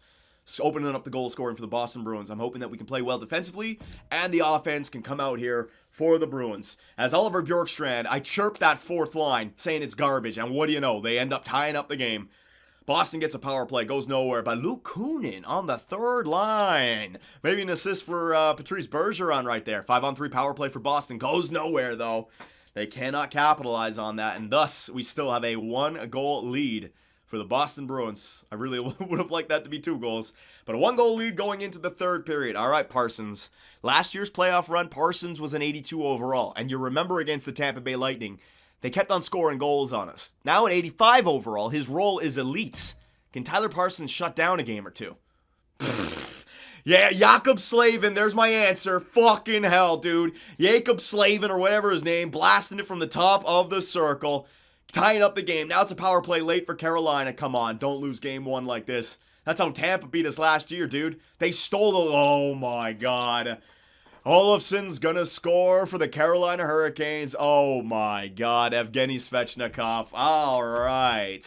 And the Boston Bruins allow 3 goals in the third period. We only get 2 ourselves. And Carolina wins it 4-2 in game 1. What is with us and game 1 losses, man? We always lose game 1. Can we fucking get on these playoff rounds the way we're supposed to? We're a dominating playoff team. We're the best team in the fucking regular season once again. All right, relax. It's 1 game. It's 1 game. It's 1 game. I'm relaxing, boys. It's 1 game. Game 2 in Boston. You're not in trouble till you lose on home. First shot of the game. First shot of the fucking... Whatever. Brad Marchand's going to tie it up. All right, calm her down. There you go. First line stepping up for the Boston Bruins. David Pasternak giving the Boston Bruins a 1-goal advantage. All right, can we flex our offensive muscles a little bit? I mean, the first line, Brad Marchand, Pasternak, and Point, and they're still all in their prime. Marchand may be showing a little bit of age, but he's still getting the points. Second line is Jack Eichel on it. Cody West and Jake DeBrusk. There you go. Third line's got JFK from the grassy knoll with Patrice Bergeron and Luke Kunin. And then the fourth line's got a playmaker, sniper, power forward combination at +3. Come on, boyos. And enough of these third period 3-goal comebacks for the opposition. And there we go. Jack Eichel scoring his very first career NHL playoff goal. It's with the Boston Bruins. It's here in Boston. And that's going to be a 5-1 lead for your Bruins. All right, just get this period over and done with, boys. Shouldn't be an issue. Power play for Boston. Pasternak's going to score on it. 6-1 lead. Where were the goals for us in game 1? This is what I'm talking about. This is what our team is capable of. We got the first line goal scoring, second line goal scoring. We got the +5 on the defensive core. We got a decent goaltender. Come on, man. Give us games like that a lot more. Hell yeah. The Boston Bruins are going to take it 6-2 in game number 2. Beautiful. Cock choked? What are you talking about? Cock getting a beating? What are you guys talking about, Cock? Peacock? Oh, you talking about their goalie? Howard Peacock. All right. There you go. I'm getting used to these nicknames here, boys. Peacock. All right. All right, so a 1-1 series tie, but you got to say, the Carolina Hurricanes did what they came into town to do. Take one on the road. Now we have to answer back just so we can get home ice advantage. Or, if we can take two on the road and claim that 3-1 lead, Cody West, there it is. Cody West scoring on the cock. Yeah, I'm on board with the nickname, boys. Here we go. 13 minutes left to here in the first period. Come on, Boston. Just like game number 2, I'd like to have a game where my heart doesn't come beating out of my chest. Jacob Forsbacka, Carlson scoring. All right, the same way we go on autopilot during the regular season, it would be quite nice to go on autopilot for the NHL playoff run as well. Mr. President, the grassy knoll snipe. Yeah, boys, that's why I held on to him. He's been a great Boston Bruin ever since year number 1. But Netchus is going to score about halfway through the game to get his team back within 1. Power play for Boston. They can't answer back. Oh, shorted! A short-handed goal for Netchus, and he is going to tie up the game all by himself. What the fuck? 3 power plays for Boston there in the second, and we have a net minus for a freaking goal. Unbelievable. All right. So, tie game going into the third period. Oh, I'm not liking this. I'm not liking this one bit, man, whatsoever. I'm having a hard time talking as well. We've been going for a long time. Should have got to the playoffs a lot quicker. Yeah, Braden Point scoring on the cock. On the first line, beautiful. Power play. Power play. Come on, get that insurance marker. I'd love to see it. We don't get it. 10 minutes. The Zebras are gifting you this game. There it is. Jake DeBrusk. The Zebras are gifting us this game. That's like 5 power plays in a row. I like to see it. The Zebras, baby. They're on our side. Yeah, Torrey Krug. And 4 unanswered for the Boston Bruins in the third period. And yeah, that's another 6-2 victory. That's what I like to see. That's what our team is capable of. We have way too much goal scoring on this team. It's got to come from somewhere. All right? I just wish we would stop losing game 1. It always gives me a freaking heart attack. Because then we got to win the next 3 just to get a series lead, or they get it back to 2. And anything can happen in a best of 3. They could win 2 in a row easily. That's why I hate losing game number 1, man, because the chance to have the series stolen out from under you is right there. So game 1 goes to them. Games 2 and 3, we outscored them 12-4. Game 4 in Carolina. Can we take a 3-1 series lead, or are the Hurricanes going to tie this series up at 2? Come on now, Boston. Play. I want to see Jack Eichel show up. Pitkanen, his first career NHL playoff goal. We held on to this kid from year number 1, drafted him. Boys, get hyped for Pitkanen. This guy drafted in year number 1, plugging away down there in the AHL, finally gets the chance on the 4th line, delivers a 20-something goal season, and now scoring in the playoffs. Solid, Pitkanen. Solid, baby. This guy might turn into a third liner for us in the future. You never know. He's a late bloomer. All right. Especially with the chemistry, right? Second period underway. Boston has a 1-0 lead, a 2-1 series lead. They've just got to hold on to this sucker. Get a few more goals. Yes, Braden Point.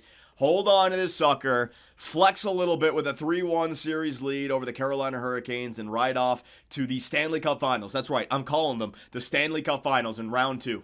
All right, we all know the Stanley Cup Finals are round 2 of the Atlantic Division. That's it. That is it, all right? These fucking teams can't keep up with the Boston Bruins. Although, the second and third best teams in the NHL are right here waiting for me in the Atlantic Division. The Tampa Bay Lightning and the Detroit Red Wings.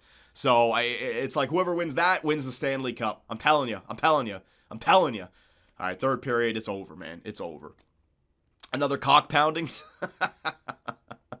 Oh my God. Yep, padding those stats right there. And they should put Martin Jones in the net. You can't stop the Boston Bruins. How the hell did we lose game 1? We answered back with 6 goals and 8 goals. How the hell did we lose game 1? Like, what the hell? Oh my God. Well, we figured them out. We win 3 straight. That's a 3-1 series lead. And look who's leading our team in points on the second line, Jack Eichel. That is the depth goal scoring that we needed over Rickard Rakell. All right, so here we go. Game number 5. A 3-1 series lead for your Boston Bruins. Come on now, Boston. Just get out of this nice and quickly. Nice and easily. Jack Eichel. Beautiful. The Boston Bruin, man. Dude, Jack Eichel. His first chance to his first clinching game, and he shows up and scores 2 goals in the first period. Oh my God, this is what we needed. This is what we needed as our second line center. Rickard Rakell, you were a good little depth, but having 2 superstars, we got ourselves the Crosby-Malkin situation. We got ourselves the Kane and the Hossa situation with Hossa in his prime. You know, we got that superstar in the first line and a superstar in the second line. Hell, we have 2 superstars in the first line, 2 superstars in the second line. This is what I'm talking about, man. This is what I'm talking about. 5-on-4 power play for Carolina goes nowhere. Come on now, Boston. Don't let this one get away from you. You started off the game. Oh, man. 5-on-3 power play for Carolina. We started off the game with 2 quick goals. Don't let those be the only 2 goals we score in this game. I need one more. We're going to need at least one more. I don't want this to turn into a series, man. I don't want the oh, no. I'm not liking it. I don't like it. I don't know if this is going to feel right. We're jumping into the third period, only up by 1. They tie this game up. They win this game. They send it to Game 6 in Carolina. They win that game, and it's a Game 7. Anything can happen. Oh, come on. Come on, Boston. Just get this game over and done with. Yes! Jake Bean. Even though you don't have the chemistry, still the +1 is an 84 in the third string. That's solid. Oh, no. James Van Riem's like, you piece of shit. You couldn't score while you're in Toronto. You're going to score when you're against Boston. Great, great, great. Yes! Pasternak, first line, scoring for Boston. Motherfucking JVR! Get the fuck out of here, Jiver! Lambos! We got friggin' 3 goals in the third period. That's what I'm talking about. Off to the second round. Off to the second round. Off to the, fuck it. Off to the Stanley Cup Finals, ladies and gentlemen. For the 4th year in a row, your Boston Bruins have made the Stanley Cup Finals, which take place in round 2 of the Atlantic Eastern Conference playoffs. That's right. I'm calling it. 4 years in a row, we've made it to the second round where we have to face off against either Tampa Bay or Detroit. I'm calling it. All right, we're in the Cup Finals. We're in the Cup Finals, ladies and gentlemen. We are in the Cup Finals. All right, so let's take a look at who did what. I mean, everyone showed up in that one. I don't know how they won Game 1, but we just tore them to shreds after that. Eichel, 9 points, +3. DeBrusk, all right, so Eichel and DeBrusk, both the same age, working together. Cody West, all right, solid job, Westy. Pasternak, forced back to Carlson, Marchand, Bergeron, point only 3, and yeah, so the first line's got to get going a little bit more. But that's good to know. I mean, think about it. Our first line didn't step up, and yet we still scored all those goals. This is what I mean about the depth goal scoring. We have so many options now. There's no way we go 3 games in a row and we don't score. You know what I mean? 1, sure. 2, maybe. There's no way we had that 3 bullshit anymore. All right, we're due for scoring. All right, so round 1 was a success, a 4-1 series defeat over the Carolina Hurricanes. Let us simulate up to round number 2. I have a feeling it's going to be either the Detroit Red Wings or the Tampa Bay Lightning for the 4th year in a row, man. For the 4th freaking year in a row. These damn 2 teams. Let's see.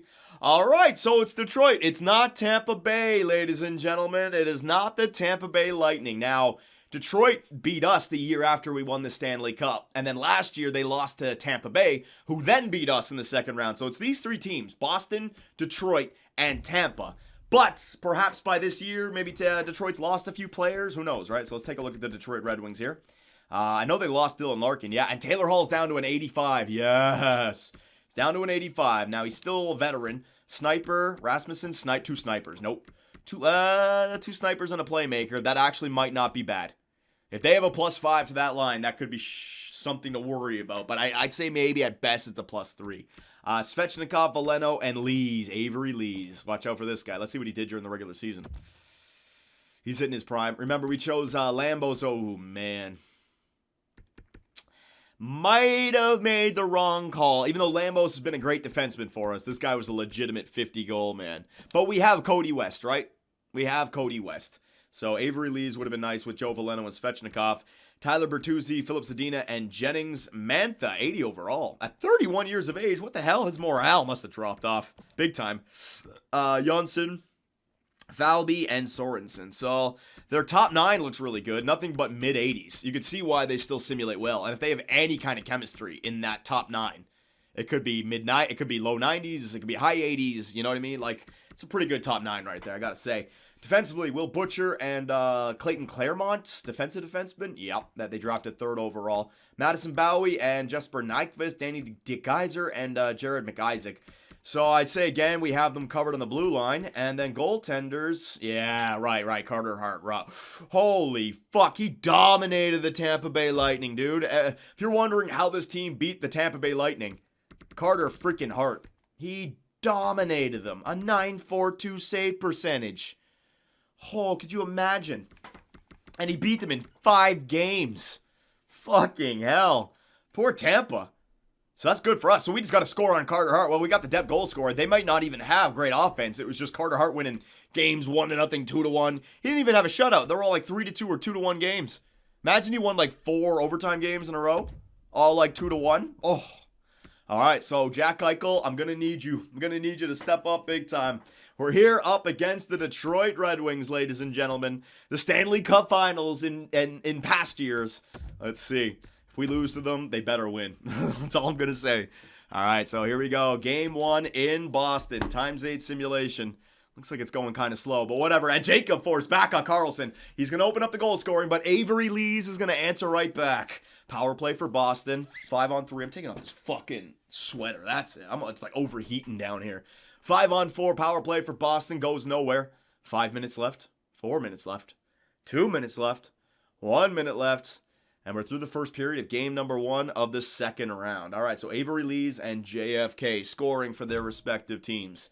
Second period underway. Now, I don't know what to make of this series just yet. Is it going to be a high goal scoring series? Is it going to be low goal scoring? Based on the stats that I see from Detroit, might be kind of hard to score on Carter Hart, but Jack Eichel giving us the second lead of the game. Be nice to hold on to it. But I don't know if they're going to be able to score goals. Because if they beat Tampa with Carter Hart stats that high, you know, like they might have been winning games like 2-1, 3-2. And if we're scoring, 4 goals a game, they're going to be in big time trouble. So here we go. Third period underway. Detroit on the power play. Oh, good kill, boys. Oh, for fuck's sake, Zebras. Why? Yes, don't let them steal game 1. We've got to take game 1, man. I want to change this pattern we've been setting over the last few years. Shh, Kanye. Probably assisted from Jack Eichel as well. Oh, no! They stole it. They're going to fucking... Oh, my God. Oh, my God. Another game 1 where they're going to steal it, dude. They're going to steal it, man. They're going to fucking steal it. Jump in. I'm only jumping in if it's an elimination game or it's the Stanley Cup Finals, guys. I got to save my voice. Honestly, I'm really feeling it. Like, I'm feeling it, man. My heart feels like it's, like, beating real fast. So, I'm going just overtime. I can't believe this, man. Taylor Hall with 230. Philip Zadina with 130. Unbelievable. It's the exact same as last year. You cost it in the third. Do we have a hero, or are they going to score 3 unanswered here? With 2:30 left in the game, they're going to get 3 unanswered. Overtime. Underway. Who's got the lucky stick? Come on, Boston. Come on, Eichel. Your first career overtime playoff goal. Here would be the perfect time to do it in the real Stanley Cup Finals in the Eastern Conference, because every other team fucking sucks, except for the teams in the Atlantic Division. Please, Eichel. And the Detroit Red Wing, Anthony fucking Mantha on the 4th line. Oh my fucking God, man. Oh my God. Oh my God. I swear someone's playing a joke on me, man. I swear. Someone's hacking into my Xbox and doing some shady shit. I swear. What are the odds? 2:30 left, up by fucking 2. They get 2, and then it's Mantha who get... Oh, game 1 to Detroit. And what do you know? The Boston Bruins again choke away another first game. Unbelievable. Unfucking real. We lost. We're going to lose in the second round again for the 3rd year in a row. Game 2. I can't even talk. I'm really losing my heart is, feels like it's going to drop out of my chest. Tyler Bertuzzi, just score. They're going to sweep us. I just know it. I keep putting together good regular season teams, and then we just run into the super squads here in the Atlantic Division in the second round every single fucking year. DeBrusk ties up the game. Way to go, DeBrusk. Carter Hart where did that offense come from, man? 2 goals in the final 2 minutes. Like, give me a freaking break. I've never seen that for Boston yet. I've seen 1 goal late. 2 goals late?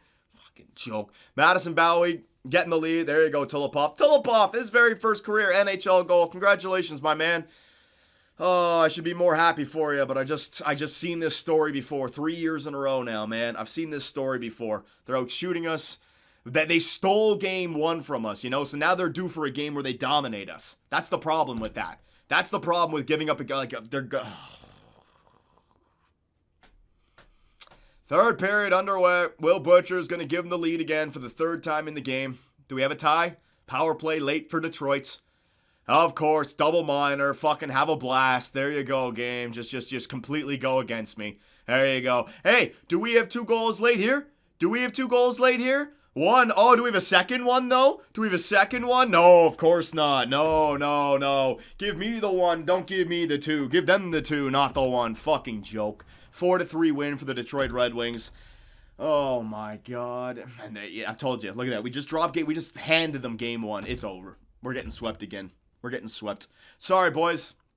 I keep on trying. I mean, I put together a team that had 9 less or 7 less regulation. No, 9 less regulation losses during the regular season than the Detroit Red Wings. I got Jack Eichel on the second line. They got nothing but mid-80 overall players, and they're just gonna outscore us. I don't know what to tell you. 3 years in a row of this bullshit. Won the Stanley Cup, and then 3 years in a row, President's Trophy winning team kicked out in the second round. Unreal, man. Fucking Atlantic Division. Such a joke. And they just keep stealing game 1 because of a fucking overtime. Yeah, have a blast. Have a blast. Go to town. After they won game 1, I could tell this is where the series was headed. Braden Point will be lucky if we get back in this sucker. Braden Point getting our team back within 1. I'm telling you, it's over, man. It's over. It's fucking over. Can't believe we lost game 1. How does this team come out of nowhere? Bunch of mid-80s. They got 81 and 80 overall players on the second defensive pairing. Oh yeah, just keep scoring. Have a blast. Just keep scoring at will. There you go. Just score at will on our team. How? I don't know. I got a 94 and a 92 on the first line, a 92 and an 89 on the second line. My defense has a 95 and a 91 on the first line. Second line's got a 92 and like a give me a break. Give me a break. Good job, Eichel. Scoring nice and late. Down by 3 in the third period. About to be down 3-0 in the series. Yep. 5 on 3. Yep. Zebras just keep on calling the penalties. Change the lines. Oh, yeah, like that's going to help. Change the lines is going to help. Sure. These lines get it. Whatever. I'm not even. We lost. I could tell as soon as game 1 happened, boys. This sucks. This fucking sucks. Unbelievable. We haven't had one game where we've scored more than 3 goals. This team.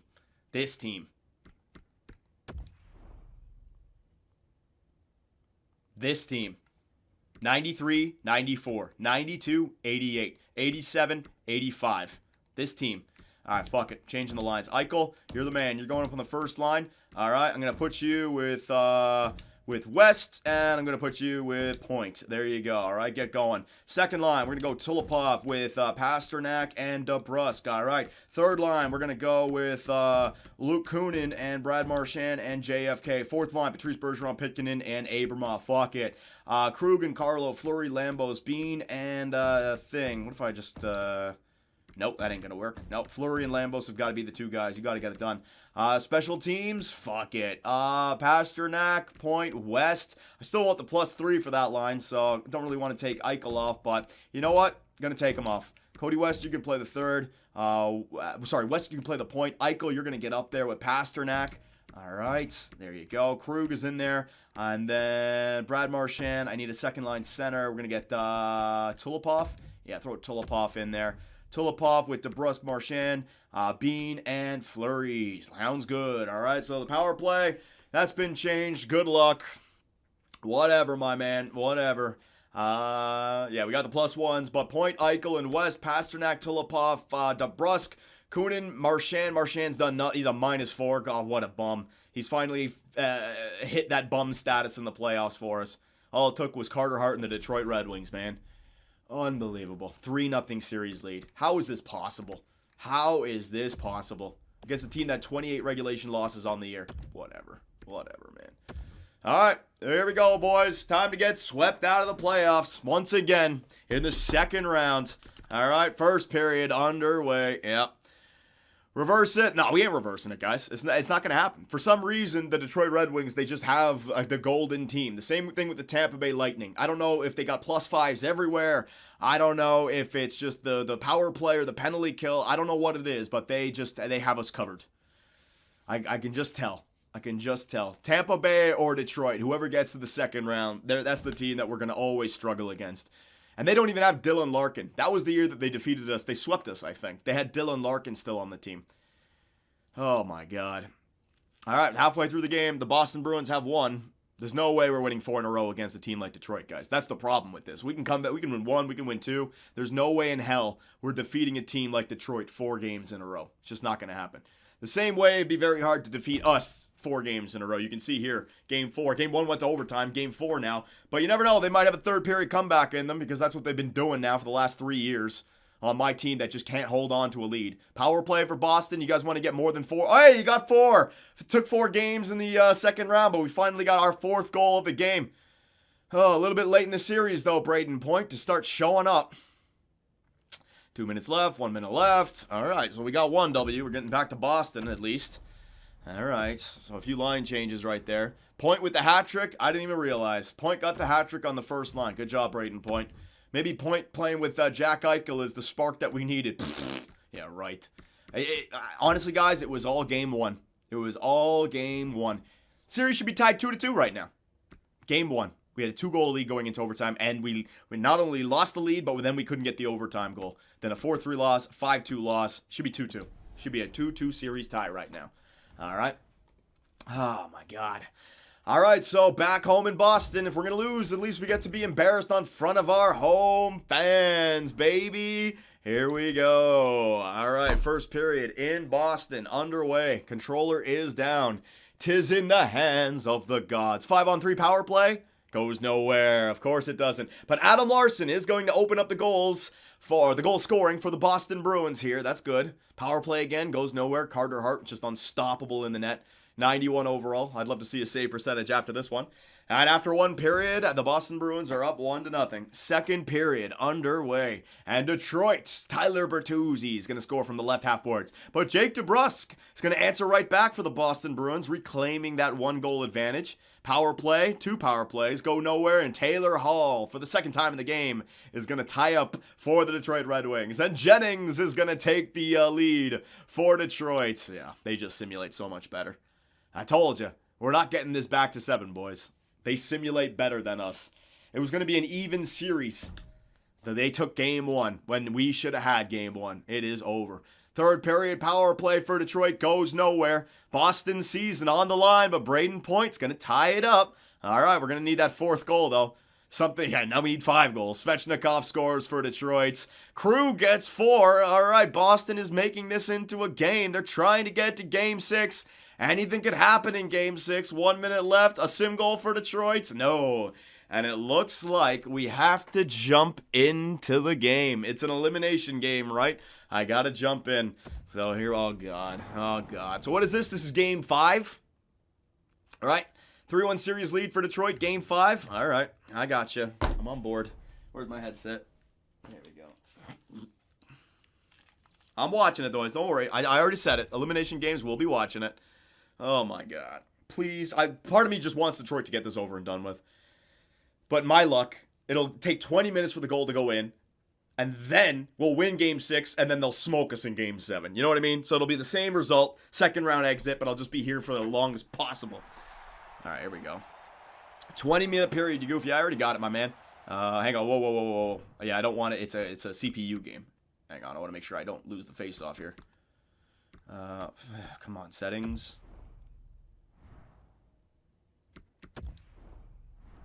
Don't die, Johnny. Well, it's nothing I can do anymore, right? 'Tis in the hands of the gods.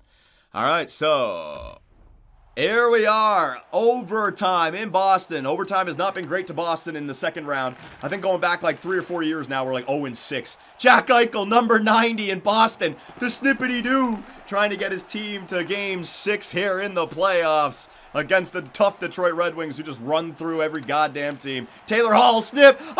Krug gets that loose puck. Up to Jack Eichel. Across the red line. Over to Braden Point. Out to Cody West.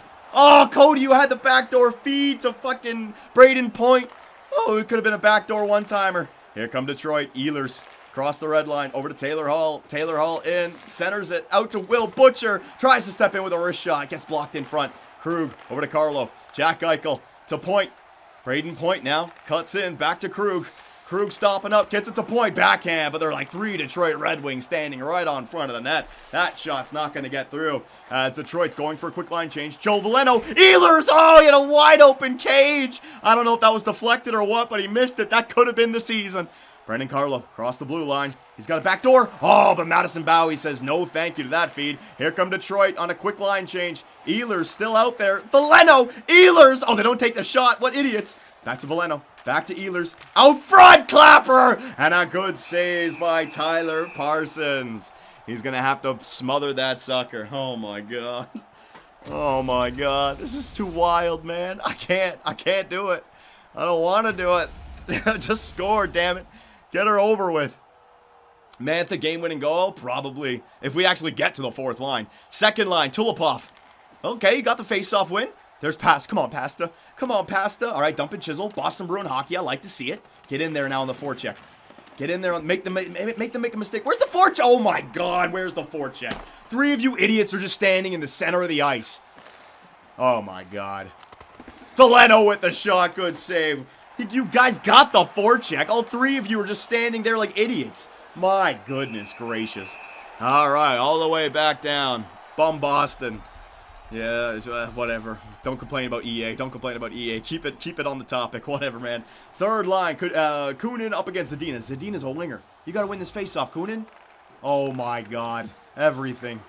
Bertuzzi in. Backhand. Oh, what a save by Tyler Parsons. How are you going to fucking let Philip Zadina win a faceoff, Luke Kunin? You fucking idiot, man. Come on. Third line. Oh, yeah. Put him up in there again against him. Marchand, Jacob Forsbacka, Carlson, and Kunin. Against Zadina. There you go, Kunin. Use that big body. Brad. Come on, Brad. Mr. Conn Smythe. Toe drag. Through. Brad. Oh, he wired that sucker. Oh, man. He's lost his touch, boys. He's getting up there in age. They're dominating us, dude. They're constantly in our zone. We're not creating any offense. They're the better team. Zadina with the puck. Boston trying to chase him down.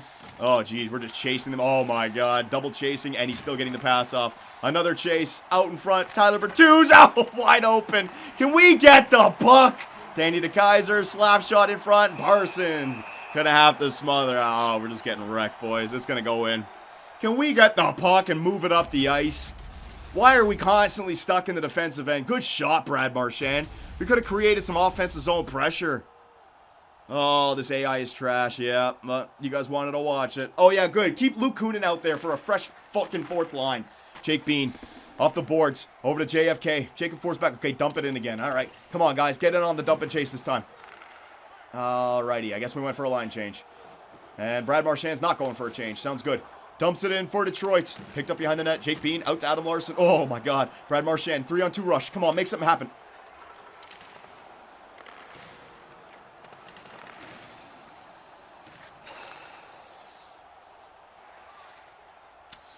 Here he is. The Tanka. Out there, Sorensen, Tatanka's back door. He's going to score. Tatanka's going to fucking score. Watch, there he is right there. Fourth line alternate. He's lost all his morale. He's 80 overall. He's going to score. Guarantee you. Just like the first overtime. There he is right there. He's going to score. Can we get the puck off of them? Like, what is going on? Did I put the wrong difficulty on or something? Holy shit, man. Larson up to Abramov. Fourth line. Abramov. In. Back to the point. Krug, Clapper. Easy save on front by Carter Hart. There you go, buddy. Just skate into the goalie. Oh, man.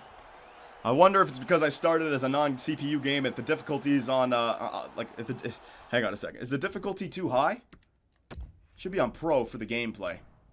Hang on. Quick settings. Oh, not quick settings.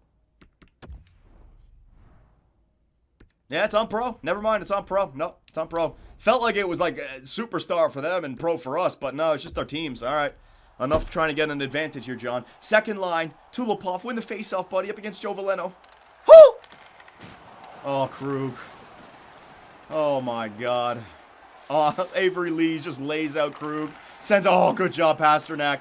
Can we make something happen? Can we just get the puck in and make something? DeBrusk. Back pass.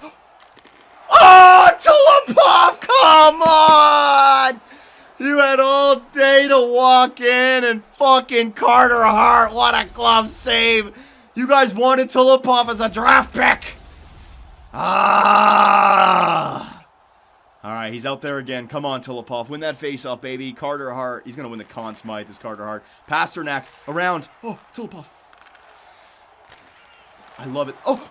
Oh, you fucking Carter Hart. Oh, another one. Carter Hart just robbing Tulipov, dude. Oh, my God. Tulipov's going to have nightmares about his rookie playoff run. Come on, Tulipov. Pick up that puck. Number 79. Go. Good pass. Bring Carlo up the boards. Go to Brusk. Go to Brusk. In. Cut back. Cut. Yeah. Yeah. Oh. Fucking Carter Hart. Oh, it was on Eichel. It was on Jack Eichel as well. Oh, my God. Yo, Ikes, come on, buddy. Come on, man. This is your very first playoff run. You signed an extension for competitive years, year to year to year. Fuck these Detroit Red Wings. Come on, Eichel. Face-off win up against Rasmussen. He's garbage. Lambos. Oh, my God. Brayden Point. Ovechkin. What a goddamn goal. And we're going to Game 6, baby. Oh, baby. All right, it's a series now. It's a series. Anything can happen in 2 games. I still don't feel confident because the Detroit Red Wings are dominating us everywhere. Bang! Brayden Point. What a great... Hey, Avery Lees, eat my dick. Lambos with the assist. Lambos coming through, boys. Lambos coming through. Oh. All right. Off to game number 6. All right, so game 5 goes to your Boston Bruins, which means we've made it. A 3-2 series lead for the Detroit Red Wings. Now, anything could happen now. We could certainly win 2 in a row, but I still feel like the Detroit Red Wings have been on fire. The only silver lining I could find here for game 6 is that we are due for a good defensive game. A team that had the best regular season, a team that has a good goalie, a team that has a really good forward and defensive core. 4 goals against game 1. You know what? 3 goals against, because it was overtime doesn't count. 3 goals against game 1, 4 goals against game 2, 5 goals against game 3, 2 goals against game 4, 4 goals against game 5. I could use a game where I have 1 or 0, right? Like, it'd be nice to have a good defensive game, a good Tyler Parsons game, right? 2 goals again, like something like that, right? So I'm hoping that the defensive aspect, or the defensive side of the Boston Bruins could show up here and force a Game 7 back home. But this one, the pressure is all on Detroit. They've got to get this W right here. So I'd imagine the best players are going to show up. All right, but we need Jack Eichel on that first line with Point and who was it? Cody West to really come through, and the second line as well. So here it is, ladies and gentlemen, game number 6. No, Don Cherry's not coming. He was bad luck last time. Jack Eichel, first shot, first goal. That's a beautiful way to start, man. That's a beautiful way to start. Maybe it's going to be one of those games where everything goes our way. You know what I mean? One of those good sims. So far, the shot total's in our favor, and now we're getting a power. Pasternak! All right, here we go. 12 shots to 4 in favor of the Boston Bruins, and a 2-0 lead for Boston. 30 minutes left, another power play. Get him to get another one. All right. That's a perfect start to the game. Jack Eichel scores on his first shot. Pasternak scores halfway through. Shots are 13-6. All right, here we go, ladies and gentlemen. Second period. Now, Tyler Parsons, you haven't had a great game this entire this entire second round. I know you're only 85. I know you're not Carter Hart 91. I know your contract is only $2.5 million, but I could use a big-time game here. All right, I could use a big-time game. A lot of people are blaming you for the last 2 years, and your first period collapses. Your game 1 collapses. Last year, Tampa. This year's Detroit. You can still make a name for yourself, my man. Remember, I got Fritz Meyer signed, so I'll have an option. Come on, buddy. Second period underway. Come on, Parsons. And come on, offense. Oh, no. Penalty kill for Detroit. Goes nowhere. Power play. Short-handed Parsons. You can't just give up... 1 goal advantage for the Boston Bruins. The word. Oh, and 2 shorties. Oh my God. Just talk about throwing the game away. 2 short-handed goals. Either it was a shorty or right after the power play. It was close. Oh my God. All right. At least Brayden Point came through with a big-time goal. First line, ever since Eichel moved up to that first line, things have been looking better. My God. Come on now, boys. All right. A 3-2 lead. Tyler Parsons, I need you to hold on. I'd love the offense to get a few more goals, but I don't know if it's going to happen. They got Carter Hart. Just win us the game 3-2, 4-2, something like that, please. Third period, underway, in Detroit. They don't want to have a force of game 7. Oh, for fuck's sake, man. Avery Lees, of course they're going to get 3 goals. We can't get one good defensive game. Fuck you, Detroit. Pasternak, he gives us 4 goals. Hold on to it. Parsons, fucking Parsons, man. 5 minutes left. Go ahead, Detroit. Get your late sim. You know you want to. Get your late. Oh, Brad Marchand, he's still got some hockey left in him. Ah! And we have forced a game 7, ladies and gentlemen. No thanks to Tyler fucking Parsons. Bum of a goalie, let me tell you. Bum of a fucking goalie. We have a 2-0 lead after 1. He allows 2 shorties in the second, and then 2 more in the third. Fucking bum, man. God damn it. Oh, I cannot stand it. 84, 85 overall goaltender with a stacked team. They don't even have legitimate superstars on that team. And we can't have one good game where they get 2 or less. Not one good game. How the fuck is this team scoring at will on us, man? Give me a break. Taylor Hall's down to an 85 overall. Look at this. 3 goals for them. 4 goals scored for them. 5 goals scored. 2 goals scored. Wow, it's a miracle. 4 goals. 4 goals. Unbelievable, Tyler Parsons. All right, Fritz Meyer. No, you got. I'm not going to change the goalies. Ever since we made these line changes, we're 3-0. I just got to run with it now, right? It's got to be on Parsons' shoulders. You're due, right? You got to think he's due. He's due for a freaking game 7, right? Don Cherry, no, I can't mess it up. Ever since we made the line changes, we've been winning. I got to just go with it. We got to just hope for the best. Freaking Jack Eichel, 19 points in 11 games played. It's not because of Jack Eichel, let me tell you. Certainly not because of Jack Eichel. All right, so enough waiting. Here it is, ladies and gentlemen. Tyler Parsons. Is he going to have a good game, or is he going to be the reason why we, again, are getting kicked out in the second round to the eventual Stanley Cup winning team? Watch. Come on, Tyler. Simulate. Game 7, we came all the way back. Reverse sweep. Come on, Tyler. Come on, buddy. Times 8 sim. Braden Point. 1 shot, 1 goal again. All right, both teams, 1 shot. Are you... Oh, my God, Tyler Parsons. You're the worst. You're the fucking worst. Oh, Shorty again. Shorty. Oh, my God.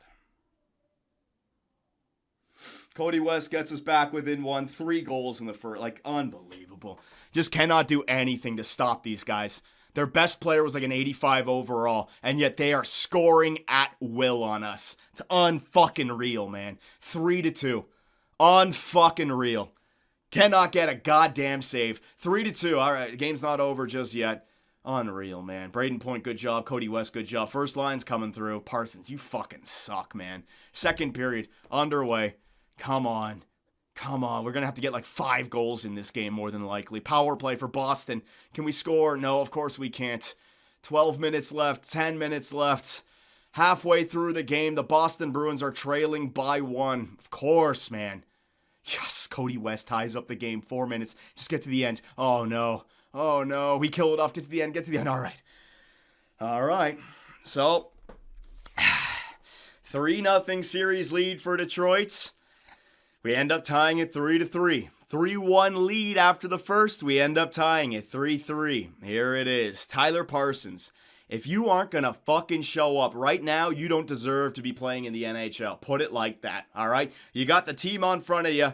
You got the offense. You got the defense. At some point, even if it's a tough hand, some tough luck, you just got to make the save at the right time. It's as simple as that. I don't care if it's a breakaway, a 2-on-1. The best goalies fucking get her done. All right? I'm not going to Don Cherry, boys. All right? I'm leaving this superstition alive. The line change superstition. But it's all up to Tyler Parsons. Jack Eichel, I hope for you. Second line, I'm hoping that you guys show up. But I got my eyes dead set on Tyler Parsons. It's right here. All right? And Tulipov and Kanye. You guys would be awesome. But Jack Eichel, come on, man. Elimination game, Jack Eichel. You're perfect. You're perfect in elimination games. Keep her going. Third period, underway. Game 7, power play. Cody West, the biggest goal. Last year, Stammer scored right after him. This year, can Tyler Parsons hold on? Another power play. Please, please, please, please. No, it's a long one. Ah! Brad Marchand! Mr. Conn Smythe, now! Parsons! fucking shut the door for, oh no, power play for Detroit, Parsons! Yeah! Reverse sweep! And the Boston Bruins have come back from 3-0 down to beat the piece of shit Detroit Red Wings. Oh, yeah. We did it, boys. Oh, my God. Parsons actually had a third period. He did not allow a goal, and we got 3. Reverse sweep, boyos. Oh, I'm dying. Oh, my God, I'm dying. All right, power of video editing before the Eastern Conference Finals. I need to breathe. All right, so I'm back. We defeated the Detroit Red Wings in round 2 in a wild reverse sweep. I've been saying it that series between us and whoever comes out between Tampa Bay and Detroit, that was usually the Stanley Cup Finals now, going back 4 years, right? It was us 3 years ago. Detroit 2 years ago, Tampa Bay last year, and now again. Let's see. Is it going to be us who goes on to win the Stanley Cup? I sure hope so. Who do we have, though, in the Eastern Conference Finals? The Toronto Maple Leafs. All right, so that's the good voodoo for us, right? That's great voodoo for us. Toronto sucks against Boston in the playoffs. All right, so let's take a look at the team that we're going up against. What are they got? What do they have here in year number 7? So they still got Willie Nee, Matthews, and Marner. They're all in their prime. That's great. That line might be a +5, to be honest. I don't even know. That might be a +5 line. Oh, man, that's rough. That is rough. Kasperi Kapanen, who's jumped up to an 86, alongside of John Tavares and Blake Wheeler. Power forward sniper two-way, that definitely doesn't work. So I wouldn't say that's got a plus at all. Third line, Andreas Janssen. Sniper, two-way, that doesn't work, so I wouldn't say they got a chemistry boost there. And then the fourth line, Cop, two-way, Simon, snipe, no, they definitely don't have the... No, they may be a +1 because the playmaker, right? So, other than their first line, and John Tavares and Kapanen still being an 89 and 86, they really don't have much. The Detroit Red Wings, I think, had a better line. Like, Detroit didn't have the 92-92, but they had the top 9. So, we got to watch out for Matthews and Marner. Defensively, yeah, Morgan Riley and Liljegren, they might have the +3s on that team. They traded for PK Subban. Subban goes home to Toronto, baby. How much is he making? 2 more years at 3.5. Alongside of Arthur Foote. All right, offensive defenseman, interesting. And then Masson and LaJoie, not the greatest. And then goaltenders, Mackenzie Blackwood, 81 overall. So they have offense. Their strength comes from their power play. Girgensons is taking their... Okay, well, that hurts their power play. Their power play is only going to be a +1 at best. They got a two-way defenseman and a two-way forward. So I wouldn't even say their power play is that good. And then John Tavares is down there on the point. It's like an umbrella setup, probably. They got the big man just to win the face-off, Kopp and Girgensons. And then they got the snipers, Matthews and Tavares on the point. Yeah, it's like the umbrella setup, guys. When you go umbrella setup with your coach and you go team best lines, that's where the coach puts them. They put the best the best shooters on the point, essentially. They have Eriksson scratched. No, I wouldn't say they have Eriksson on the team at all, guys. He was 60 overall. You were right with the potential with Eriksson, but he wasn't going to be NHL ready for like 3 to 4 years. So don't even worry about that. All right, so for us, we are going to keep the lines exactly the same. If we start to lose some games, then we can go back to our regular season lines. But so far, we're 4-0 with these lineups, so I'm not making any changes. Jack Eichel has taken over alongside of Braden Point on the first line. Pasternak been demoted to the second line with Tulipov and DeBrusk. And Marchand on the third line, but it ended up working out for us. Patrice is on the fourth, so we're not making any changes. But if we start to lose some games, then I'll do it, all right? So I think on paper we look a lot better. Previous years, the toughest matchup was always second round Atlantic. This is now, I mean, it's still the Atlantic, but Toronto wasn't Tampa or Detroit. So I'm thinking that it shouldn't be clear sailing, but come on, man. We got a good team. Let's flex a little bit here. Let's flex a little bit.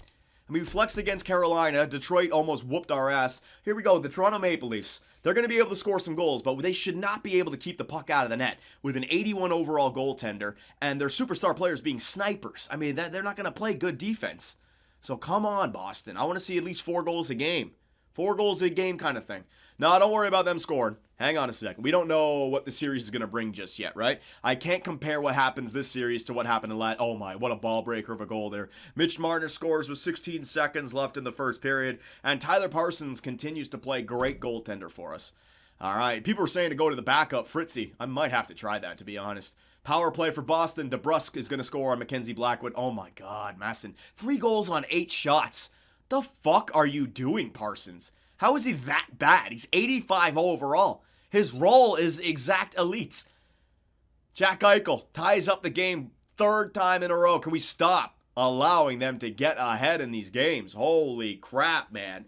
All right, so a 3-3 tie. So are we going to blow the first game again for like the fucking 7th year in a row, for the 7th round in a row, going back to like when we won the Stanley Cup? Can we win game number 1? Shots are 30-12, and yet the score is tied 3-3. Their goalie is 81 overall. Mine's 85. What in the bloody... Oh, I cannot stand this. 3rd period. Can we just get some good simulation, some regular season sim? There you go, Abramov. 4th liner scoring for us. We got the 4th goal. Parsons. My God, man. My God, can we just keep the puck out of the net? 10 minutes left. Can Boston hold on to this? Or are we going to throw it away again? Late in the 3rd period in the game number 1. 2 minutes? 1 minute?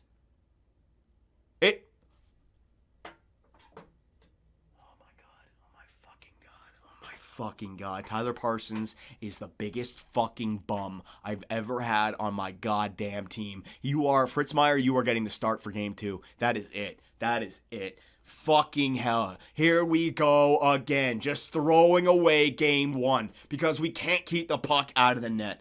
Can we at least salvage this with an overtime goal? Can I get some luck in overtime? Can I please get some sim luck? Thank the good Lord for Brad Marchand. Holy shit, Parsons, you're a fucking bum. He's out. He's out. We're giving Fritz Meyer a chance. I don't care if Fritz Meyer allows 10 goals. He's still got the chance. He's getting the chance. Fritz Meyer's getting the chance. You're horrible, Parsons. I'm actually angry at you. And I hate getting angry at goalies because it's like you want to support your goalie, but you are a fucking bum, Tyler Shitsons. All right, look, he does great during the regular season, and then the playoffs. Last year it was decent. 8-8-9. Like, get the fuck off my team. Fritz Meyer. There you go. Come on, Fritzy. Maximilian Fritz Meyer. All right, what a beast. He was drafted by the Boston Bruins. Come on, Fritzy. Show me what's good, my man. All right? Fritz Meyer. Oh, thank God we won game 1. We almost let that one get away from ourselves. So a 1-0 series lead. Can we actually keep home ice advantage after the first 2 games? That would be fantastic, man. First time in a long time we won the first 2 games in the playoffs. Power play for Toronto goes nowhere. Shots are 12-5. Good job, Fritzy. Good job, Fritzy. Good job, penalty killers. All right, so Kopp is going to open up the goal scoring, but they are outshooting us 14-7. Almost allowed more shots in the first period than we did in the entire last game. God dang. All right, come on, guys. You got to play for the new goaltender here. All right, got to get him some offense. Let's go. 2nd period underway. Boston Bruins going with their backup goalie. Power play goes nowhere. Not good. So the game where I go with Fritz Meyer, we're not going to help him out at all. Boston, come on. Power play. There you go. Braden Point's going to score on Mackenzie Blackwood, tying up the game at 1. 6 minutes left. 4 minutes left. 3 minutes left. Get to the end of the 2nd period without being down. All right. So Fritzy's put in a good show. Unfortunately, Boston's been unable to score, but still trying to figure out what the pattern for this series is going to be. I was thinking that we'd be able to score 4 goals pretty much routinely on the Toronto Maple Leafs. Didn't look like it was going to be a defensive series, especially with their goal scorers and their 81 overall goalie. So I'm thinking there are going to be a lot of goals here in the 3rd period. I just have a feeling. Let's see if I'm right or if I'm wrong. 3rd period underway. Boston, come on. Power play for Toronto. We kill it off. Jesus, both goaltenders playing great, but Mitch Marner is going to open up the goal scoring in the 3rd period, giving his Leafs a 2-1 lead here late. Come on, Boston. 1 goal for. 1 goal for on an 81 overall goaltender. 1 goal for. Unbelievable. Unreal. We just find ways to lose games, man. We find ways to lose. They have an 81 overall goaltender. He's playing unbelievable. Mackenzie fucking Blackwood. I just find ways to lose games, man. On home ice. We barely won game 1 with them tying it up late. And then we actually keep them to not scoring goals. And then we don't score goals. I just can't get... Can I just get a fucking combination where we don't allow goals and we score? Can I get a 4-0 victory? Can I get a 5-1 victory? Can I get something like that in the fucking playoffs? Fuck. No, Parsons, you ain't staying in. I'm going back with Fritz Meyer. Oh my God, man. This is the most frustrating playoff runs I've ever been in. We just cannot get any kind of domination, dude. We have to go through a reverse sweep, and now against Toronto, they come back late, and then they with an 81 overall goaltender, with an all-offensive team, they're going to keep us to 1 goal? Come on, man. Game 3 in Toronto. Offense, you anywhere to be found? Power play for Boston. There you go. Jack Eichel's going to score on Mackenzie Blackwood, who's playing like a Vezina Trophy-winning goaltender right now. Fantastic. 6 minutes left here in the first period. Come on now, Boston. Keep going. Fritz Meyer's been much better here to start each game. Yeah, he gets to the end of the first period. Good job, buddy. Jack Eichel and Jacob Forsbacka-Karlsson scoring for Boston. That's a 2-0 lead. Now, can we have one of those good games where we win? There you go. More like it, man. We should have more games like this more often than not, especially against these shitters. Jake DeBrusk, 2 goals, 4-0. That's what I'm talking about. Give some goal support for Fritz Meyer. Zemgus Girgenssen's going to get his team back within 3 halfway through the game. Come on now, Boston. Just maintain that advantage. Oh, God. Blake Wheeler's going to get his team back within 2. We just can't get we can't get goaltending right here. It doesn't matter if it's Fritz Meyer in the net or Tyler Parsons having a tough time keeping the puck out of the net. Although, that's okay against the Leafs. I was okay with allowing goals against the Leafs because I figured we'd be able to score a lot more. You know, I'm okay with winning the game 6-4, 7-3, you know what I mean? But if they're scoring and we're not scoring, that's a big freaking issue. So the fact that they're only down by 2 here, we're going to need at least 5 or 6, pretty sure. Come on, boys. I need some offense. Power play early for Toronto. It was a long one. Oh my God, John Tavares. Here we go. So we're up 4-0. We're going to give up the 4-goal lead. Really? Really? Regular season team over the last few years, the same roster has mastered the ability to win in regulation. All of a sudden we get to the playoffs, it can't happen. Do we hold on? Do we hold on? Yes, we do. Oh my God. All right, so a 4-3 victory right there for your Boston Bruins. Again, though, a very close game. Everything's a 1-goal game, man. 5-4 overtime win, 2-1 loss, 4-3 win. We just can't get any dominating victories in the playoffs. I don't know what it is with the team that we currently have. In previous years, we've done it. And this year, it is just a struggle. Every single game is a struggle. I'm going back with Fritzy. Yeah, even though we allowed 3, he got the W. And he's not allowing the goals early. Let's see his stats. He's got a .932 save percentage so far. I'm going back with him. Fritz Meyer, here, the starter. All right, so a 2-1 series lead. Every game has been a 1-goal game. Can we just get a good defensive game with a good offensive game? Can we just have a smoke show of a game against the Toronto Maple Leafs? Please. All right, in Toronto. This is the difference between a 2-2 series tie and a 3-1 series lead for your Boston Bruins. Boston's been struggling in these playoffs. And PK Subban, man, going to be blasted one from the blue line on Fritz Meyer. All right, so Toronto's going to, there you go. Now Toronto's going to get their goals. And William Nylander's going to score. Adam Larson, though, a big goal before the end of the first period. Make sure, there you go, JFK. All right, see, these games, I'm okay with Toronto scoring goals because I figure we're going to score goals as well. You know what I mean? I'm okay with this.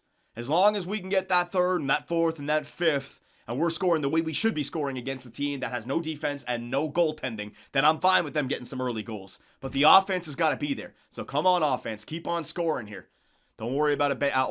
Don't worry about it being 3-2 for Toronto right here. Come on now, Boston.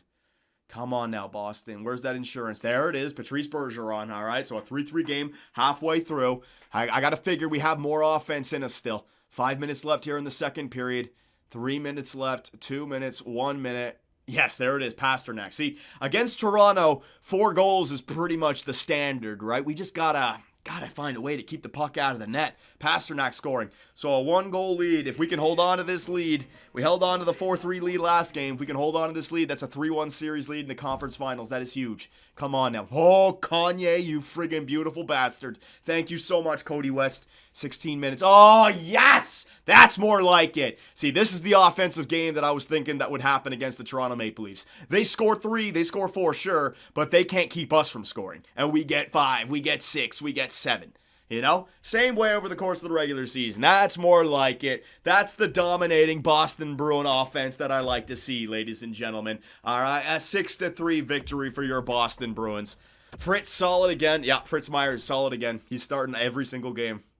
All right. So, I mean, this series, we got lucky we won game one. This could have been a sweep. It really could have. The offense just wasn't there for game two, but we've been scoring. So I feel like, I mean, we just reverse sweep the Detroit Red Wings, but I don't know if we're going to lose 4 games in a row to these Toronto Maple Leafs. There's just too much offense for us, right? We're going to find a way through.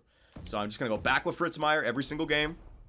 If Fritz Meyer loses 2, I'll give Parsons game 6, and then I'll go back to Fritz Meyer for game 7 if it gets that crazy. All right? But Fritzy 2, Parsons game 6, and then Fritzy game 7 if anything like that happens. All right, so here it is. We have the chance to get to the Stanley Cup Finals on home ice against the Toronto Maple Leafs. Just get out there and dominate. Just get out there and absolutely dominate, all right? Jake DeBrusk opening up the goal scoring for your Boston Bruins. Penalty kill, 5-on-3 for Toronto, but Fritz Meyer and the penalty killers kill it off. 5-on-3 for Boston. Toronto kills it off. 5-on-4 for Toronto. Stop taking these freaking penalties, guys. What are you guys doing? 2 minutes left. Yes, Abramov on the 4th line. Beautiful. All right. That's the way to start. Game 5 with a 3-1 series lead. At home, 2 goals for, no goals against. Yep, Fritz Meyer's doing a good job in the first period. He's doing a great job in the first period. Power play for Toronto goes nowhere. The Killers and Fritz Meyer, they do a good job there. 13 minutes, 12 minutes, halfway through the game, and Sonny Milano is going to get his Toronto Maple Leafs back within 1. All right, series is not over yet.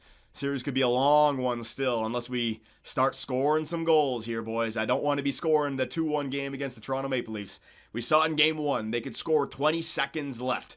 All right, so shots are 30-17. Mackenzie Blackwood is playing out of this world right now. Boston, just grind these bitches down and get back to the Stanley Cup Finals for the 2nd time in 4 years. All right, the 3rd time in the career of Brad Marchand, Krug, and not Krug, Brad Marchand and Patrice Bergeron. That's it. 5 times. Come on, boys. Come on. 3rd period. Underway. Do we have an insurance marker in us? Brad Marchand. He wants to get back to those Cup Finals, boys. Mitch Marner, though, going to get his team back within 1. Come on, boys. Where's the offense? We need that 4th goal. There it is. 4 goals. Jack Eichel. Insurance. Oh, for fuck's sake! Mitch Marner.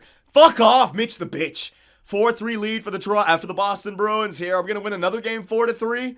Another game 4-3 with the 4th goal. Come on, boys! And the Boston Bruins are off to the Stanley Cup Finals, ladies and gentlemen. Yeah, the 4 goals was the difference maker against the Toronto Maple Leafs. They could score, but we could score on them.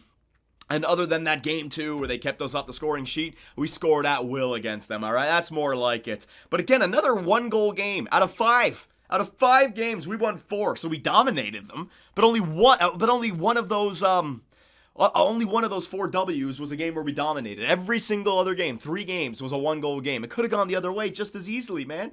Just as freaking easily. So there we go. Eastern Conference Finals goes to your Boston Bruins. And now we await the winner of the Winnipeg Jets and the Edmonton Oilers. McJesus? And it's Winnipeg, ladies and gentlemen, with 50 wins on the year. So a good team here. Let me save the file. I got it. I'm saving it, boys. Don't worry. All right, here we go. Stanley Cup Finals between your Boston Bruins and the Winnipeg Jets. Trade deadline acquisition of Jack Eichel was huge. This is his very first run in the playoffs, and he is leading the Boston Bruins, his hometown team, back to the Stanley Cup Final. The 2nd time in 4 years. And also, that means Patrice Bergeron and Brad Marchand have made the Stanley Cup Finals 5 times in their careers. They won in 2011, they won 4 years ago, but they lost in 2013 and 2019. So far, they're 2-2. Are they going to go out as winners in the Stanley Cup Finals with a record of 3-2? Or are they going to go out as losers in the Stanley Cup Finals with a record of 2-3? Oh, I just want to win. All right, so let us take a look at the team that we're going up against here in round number 4, the Stanley Cup Final. No rounds anymore. These are the Cup Finals, baby. The Winnipeg Jets. Bear Hunwick. What the fuck am I looking at? Don't be a power forward. Don't be a power forward. Oh my God, they're +5. They could be +5. They could legitimately be +5. I don't know. Let me see. Forward line 3. Top 6. I don't know. I think they got a +3 though at least. I think they got a +3 at least. So 95, 95, 93 first line. Oh my God. What? Vesalainen, two-way forward. Sam Steele, playmaker. Kyle Connor, two-way forward. Two-way forwards of the playmaker could have a +3, I think. Oh my God, their top 6 is filthy.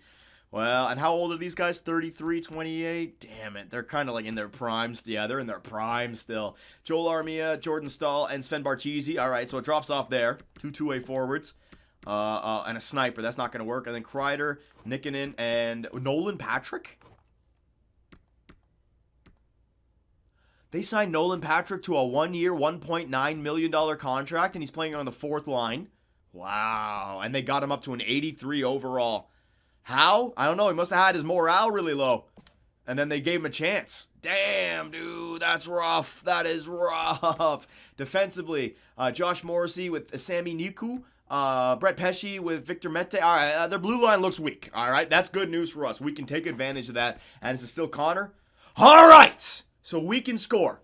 All right, we can score. They got Sub-Zero in the net, and it's the same as the Toronto Maple Leafs. All right, they got they got better studs up front than the Leafs do, to be honest. And they have some secondary studs. So their power play is going to be good. They're going to be able to score goals. But we should be able to score goals as well, because that blue line looks weak, and that goaltender looks weak. And we have that depth goal scoring. So it's really about which team, I mean, this is pretty obvious, right? But which team can outscore one another. But it's more about, like, averaging like 4 or 5 goals a game. You know what I mean? Like, getting like 9 goals in one game over the course of a 7-game series, sure, the averages. But we want to just be averaging 4 or 5 goals a game against these guys. There's no reason to think that we can't. They might be able to average 2, 3, 4 goals against us as well, right? So that's going to be a rough one. So we're going to keep the lines the exact same. They've been pretty good to us ever since we made these changes. Jack Eichel on the first line, and we're going to go with Fritz Meyer, all right? But if Fritz Meyer has 2 bad games, I'm going back with Tyler Parsons. Oh, I hate when I make changes to the goalie, because now I feel like it's my decision instead of just having a goalie you can trust. And even if he's not playing well, you still just go with him because it's his job. Now I gotta make the changes. All right, so we got Fritz. Let me just. Oh, you guys got me all off game here. I want to make sure. I just checked, but I want to make sure, because if he's not in there and I sim, Fritz Meyer, he's the starter. All right, so Fritzy is the starter, ladies and gentlemen. We got the same lineups that have gotten us through. The same lineups that are now, 7-1, essentially. Yeah. So up against the Winnipeg Jets, who are 8-2-0 coming into the playoffs. So they're on fire. Don't even worry about the regular season record. They might have made a few trades at the trade deadline. So here it is, ladies and gentlemen. Here it is. Game 1. Now, we got home ice advantage. We were the best team during the regular season. Can we just win Game 1, please, in convincing fashion? Even though it's the toughest team that we're going up against in the NHL. They look better than the Detroit Red Wings. Let's see what happens here. Power play early for Winnipeg. It is killed off. Good job, boyos. So I'm wondering. It looks like it's going to be an offensive series, but we don't know, right? It might be a defensive series. Dylan DeMello's going to score on Fritz Meyer. Don't worry about that. 2 of them, though. Give me a fucking break. Who is this DeMello guy? 2 of them back to back, and oh my God. All right, Scheifele. And just like that, 3-0 lead for the Winnipeg Jets. All right, Fritz Meyer. Not the greatest first game. All right, Fritzy's out for Game 2, guys. I got to go with Tyler Parsons for Game 2. Fuck me, man. 4 goals, so they can score. Are you telling me we can't score on Malcolm Subban? They had snipers on that team. Are you telling me? Oh, this is what I cannot stand. It really is just an offensive simulation. You got to build your team for offense. Cody West scores 1 late on Malcolm Subban. We're only down by 3. I mean, we've seen crazier things, but there's no way I'm getting 3 and they're not scoring. You know what I mean? There's no way. Either they're going to score or we're not getting 3. There's no way we're getting 4. Game 1's over. So again, Boston continues their trend of losing Game 1 of each series they get into. Unreal, man. All right, so we got spanked that game. I'm wondering if we should try the regular season lines. What do you guys think? Should I go back to the regular season lines? Or is it just one game and you just get it out of the way and not a big deal? You know what I mean? Change lines, 1 more game, same lines, 1 game, relax. Yeah, it's 1 game, but 5-1. That's convincing, right? Like the whole series against Toronto, 3 of our 4 wins were 1-goal games. They just smoked us. All right, but I am going to go Tyler Parsons. All right, I'm going to go Parsons for this game. I'm going to give Parsons a shot. We'll see if he wakes up a little bit, all right? Because that could be, if he starts to play like an 85 now, that's the difference maker. Because, what's his face? Malcolm Subban is only an 81, so maybe there might be some weird programming note where it's like, well, their goalie is an 81, their goalie is an 82, so it's not that big of a difference. Maybe if I go Parsons at 85, the game starts to simulate different. So I'm going to go with Parsons, all right? No, I'm going Parsons, boys. I'm going with him. 85 overall. I'm seeing if that was the change that we needed. All right, game number 2. Not making any line changes, but I am making the change to Parsons. All right, here we go. I don't have time to give up 2 games here, boys, against a good team like Winnipeg. We've got to try to fight back. Early power plays for Winnipeg. Great job, guys. Oh, great job. Great fucking job. We just spent the first 10 minutes on the penalty kill. Cody West gets a shorty. Or what are we doing? Adam Larson gets a short. Did we just get 2 shorties? What are we doing? Why did we spend the first... Yes! All right, good job. I don't know why we spent the first fucking 12 minutes on the penalty kill. What are we doing, man? Holy crap, penalties. Minor. Like, what the fuck? 5 straight minors for me? Nothing for fucking Winnipeg? What are you idiots doing, man? Oh, you just want to throw this game away? We have a 3-0 lead and you're just taking penalty after penalty? Zebras, can you give us a few fucking penalties, please? Oh, we're going to throw this one away. Watch. We're going to throw this game away. We keep playing like this. Resume simulation. What's these early... Oh, my God. Tyler Parsons, you're out. You're done. You're done, Parsons. You're fucking done. Power play for Boston. God damn, man. We cannot hold on to any leads with Parsons. Parsons is just the worst. 8 minutes. Unbelievable. 3-0. Unbelievable. 3-0 to 4-3. Unfucking real, man, with this simulation. Unfucking real. I cannot buy a victory where we just dominate a team. I just cannot do it. I don't get it. We're the best team during the regular season. We can't have one domination game in the playoffs, EA.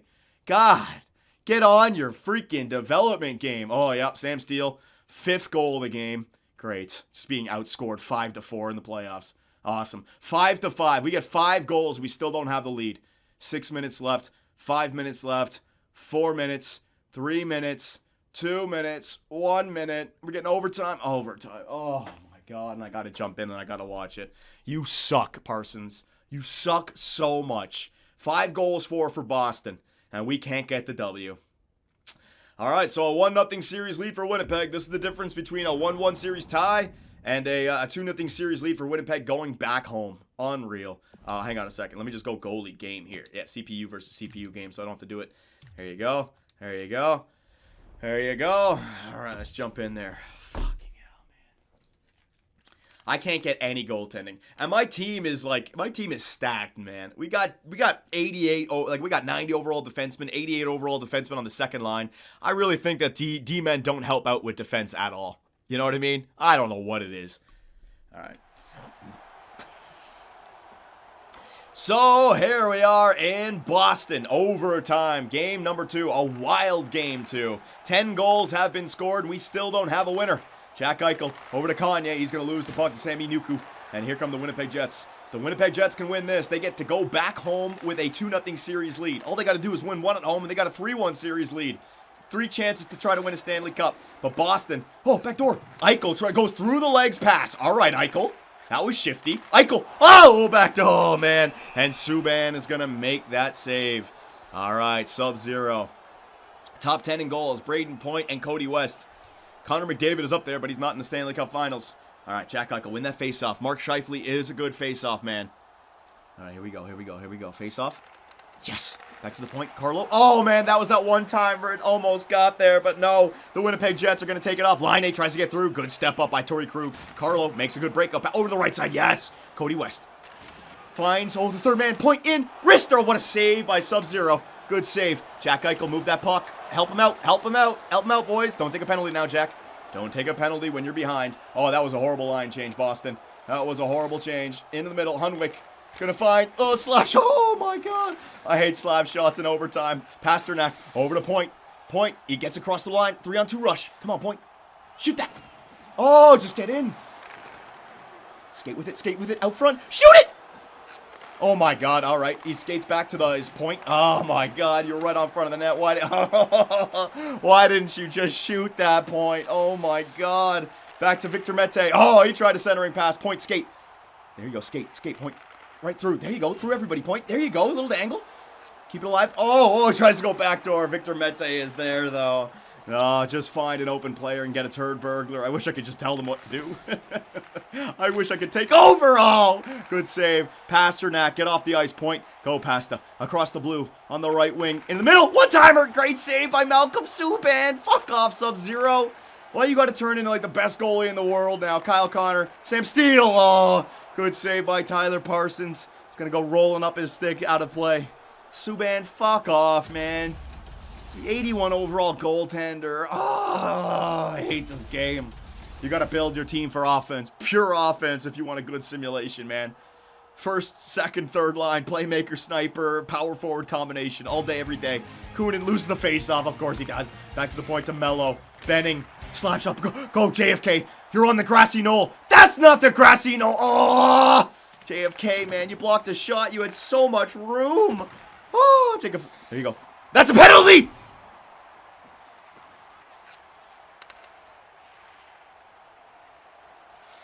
Free play. Eichel! Oh, the Eichel Tower! He was in alone. You shooting at 5-hole? Eichel, shoot it. Do something else with it. Ah, that was a good play. Eichel, well, I hate when they shoot at 5-hole. It never goes in 5-hole game. All right, 2 minutes. 2 minutes on the power play. Jordan Stahl, get the hell out of here. All right. Nolan Patrick and Vesalainen. We got DeBrusk, Tulipov, and Brad Marchand. Brad Marchand line out there, boys. Tulipov, win that faceoff. Yes, Tulipov! Cody West on the point. Back to Torrey Krug. Back to Cody. Back to Krug. Back to Cody. Cody! Oh! Kanye West! What a fucking move! Oh, baby! He just went in from the blue line, faked a shot, went to the backhand, and roofed it. And we got a 1-1 series tie, ladies and gentlemen. Cody West, the future of Boston. Oh, the biggest goal of his career. Bang! Look at that play! Oh my god, Cody West. Good job, buddy. Yeah, you've stolen number 81 from Phil Kessel. And he's got a stash? What a beaut. What an absolute beaut is Cody West, baby. Oh, we got in overtime. Oh, how big of a penalty was that by Jordan Stahl. Epic. And the Boston Bruins have tied this series all up at 1. Look at this play. Oh, that wasn't the play. That was the other one that Eichel got in. Oh my god. Look at this forehand, fake, backhand. What a fucking play. I've never seen them do that unless they got like a breakaway and a shootout or a penalty shot or something. What? Krug goes to Cody West. Does a little spinorama to lose Vesalainen. Get out of here, Vesalainen. You can't keep me. Opens up. He's got a breakaway, essentially. The fake to the forehand. Backhand. Oh!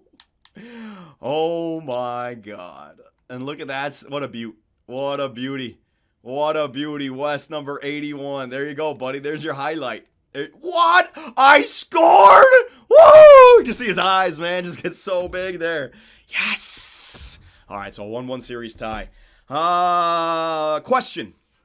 I would like to make changes because we have a 1-1 series tie now, right? If we go down 2-1 in the series, it's not the end of the world. I'd like to go back to our regular season lines because we've allowed 10 goals over the first 2 games. I'd like to try our regular season lines with Fritzmeier in the net. I'd like to go regular season lines with Fritzmeier in the net. If we lose, then I can go back to this. All right, but I'd like to try. I know Eichel's been playing great, so is Cody West, but I'd like to go back to what got us here in the first place and see how we sim. Because we've allowed 10 goals over the course of the regulation, guys. 10 goals? That's too much, man. So Brad Marchand, we got to get him going on the first line again. Cody West, Jack Eichel, and DeBrusk. Jacob Forsbacka, Carlson, Bergeron, and Kunin. Then we can get Tulipov and Pitkinen and Abramov at the +3 again, right? Defense, Krug, Carlo, Lambos. Yep.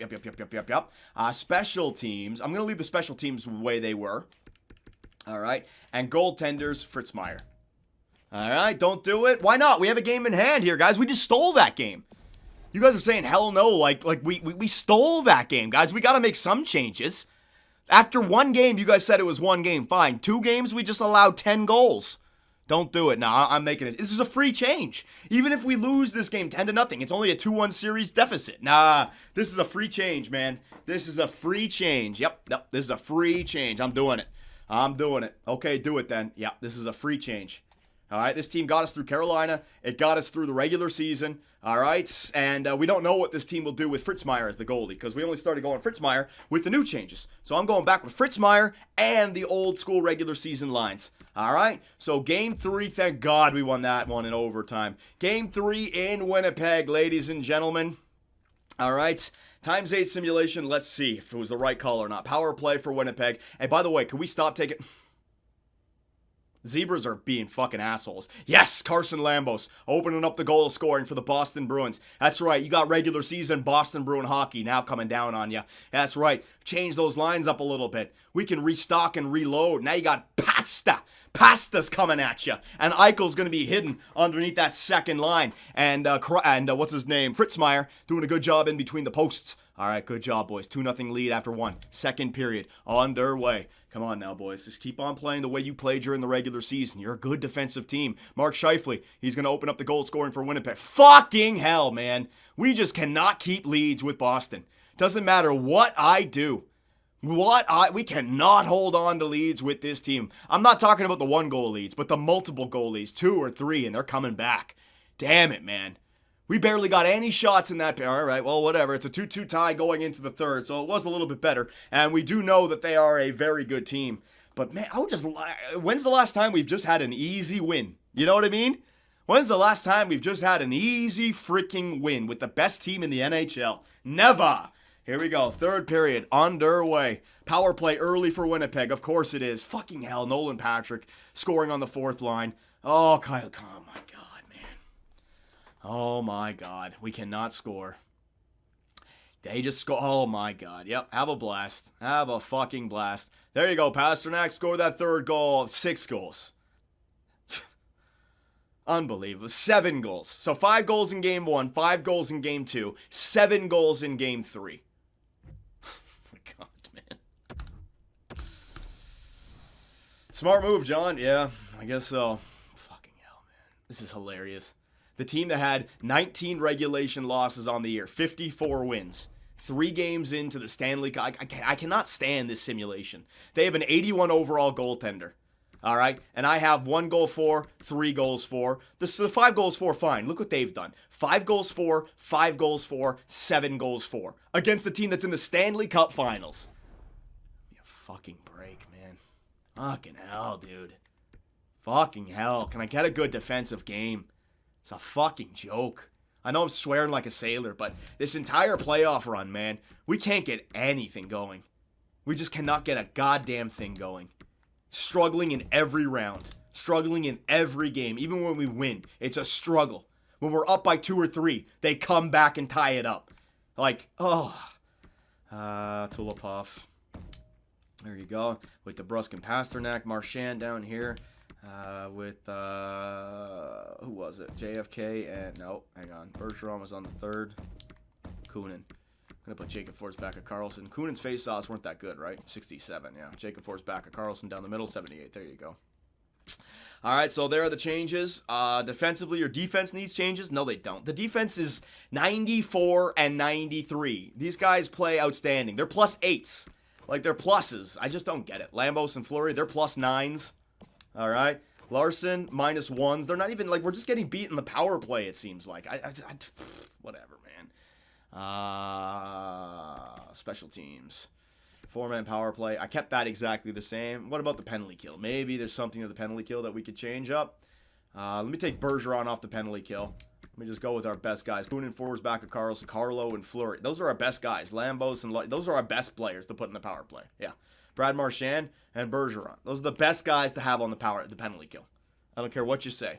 But fuck it. If we're gonna go out, we're gonna go out right. We're gonna go out with a bang. All right, Eichel, you're on the penalty kill now. All right, buddy. Yeah, that's right. I'm playing you guys. Eichel, you're on the second line penalty kill with Brad Marchand. Forwards back of Carlson up there with Kunin. All right. Change your PK. That's what I'm doing right now.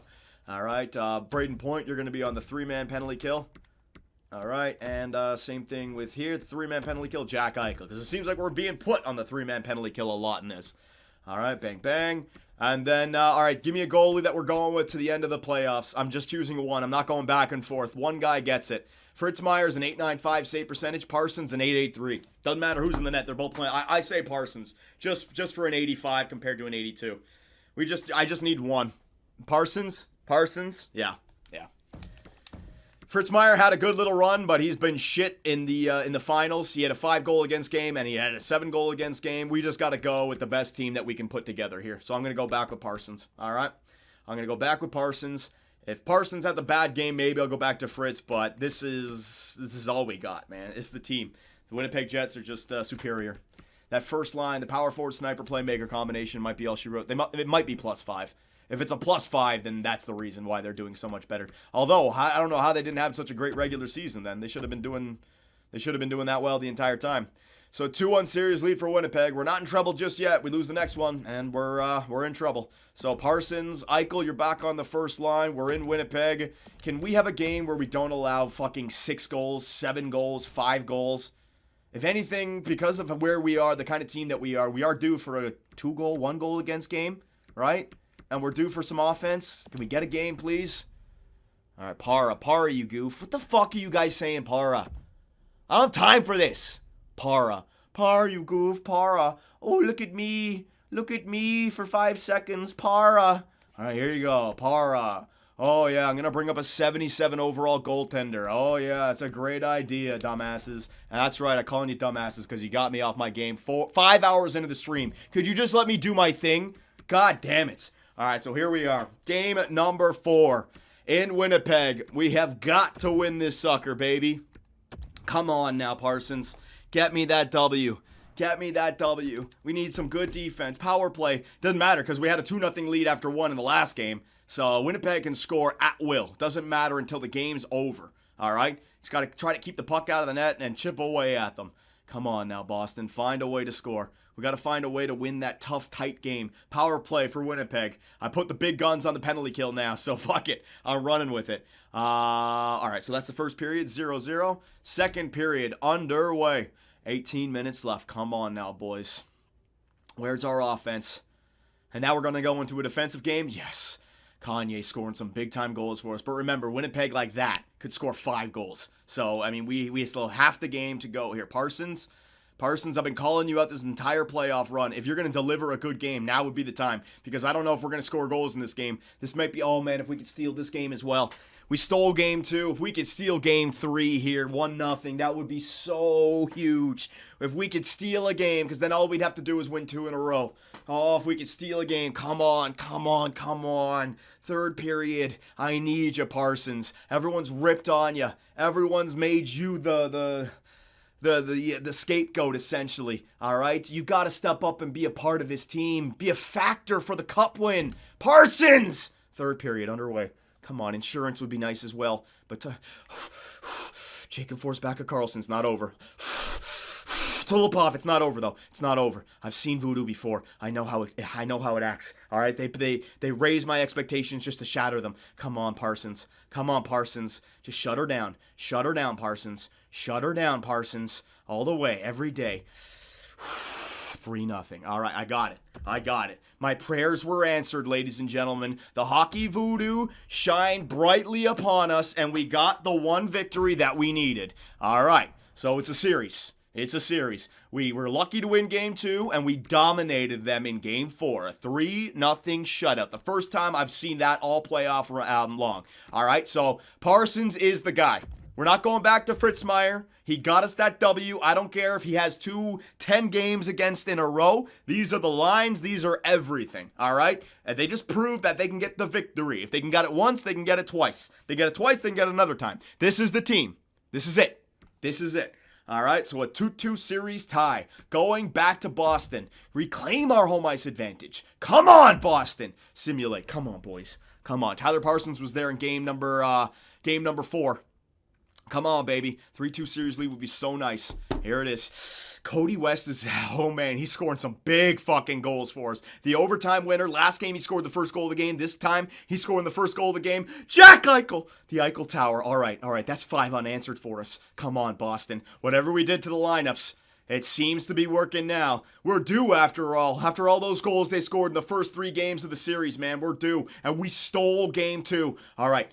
So don't get ahead of yourselves. We had a 2-0 lead already, and they stormed back and scored 3 in like the second period. So it's far from over. All right. Tyler Parsons, that's pretty good, buddy. That's 4 periods in a row, but we're going to need more goals. All right. So keep them coming. Keep them coming, Boston.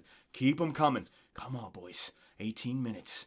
Just find a way to fucking fire the puck on the net, crash the net, injure their goalie. I don't give a shit. It's Sub-Zero in the net. All right, he's trash. 81 overall. Jack Eichel! Eichel's showing up in the Stanley Cup Finals, baby. He wants that first line. Points a winger, he says. All right, Eichel. You make power play late. No. Yes, good kill. Oh my God, huge. All right, it's 5 periods in a row for Parsons. All right, so a 3-0 lead for Boston. This is the chance to take home ice advantage back and get 2 chances to win the Stanley Cup. Eichel, you've done your job. Parsons, just 20 minutes, buddy. 20 minutes. That's all we got to do. Do not give up a quick one. Let's get through the first 5 minutes without a quick one, all right? Come on, let's get through that first 5 minutes. 5 minutes, come on. 5 minutes. 5 minutes.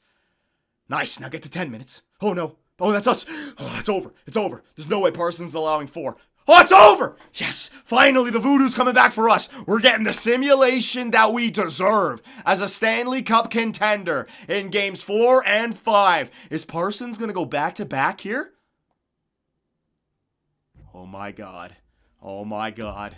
Oh my God. And the Boston Bruins have won game 5. Back-to-back shutouts for Tyler Parsons. Now, here's what's kind of scaring me. Winnipeg is now due. Winnipeg is now due. Oh, we have 2 chances to win the cup, but Winnipeg is due. Oh, man. All right. I mean, game 7 in Boston would be wild. I don't even want a game 7 in Boston, man. Fucking win it north of the border. Win it on the road.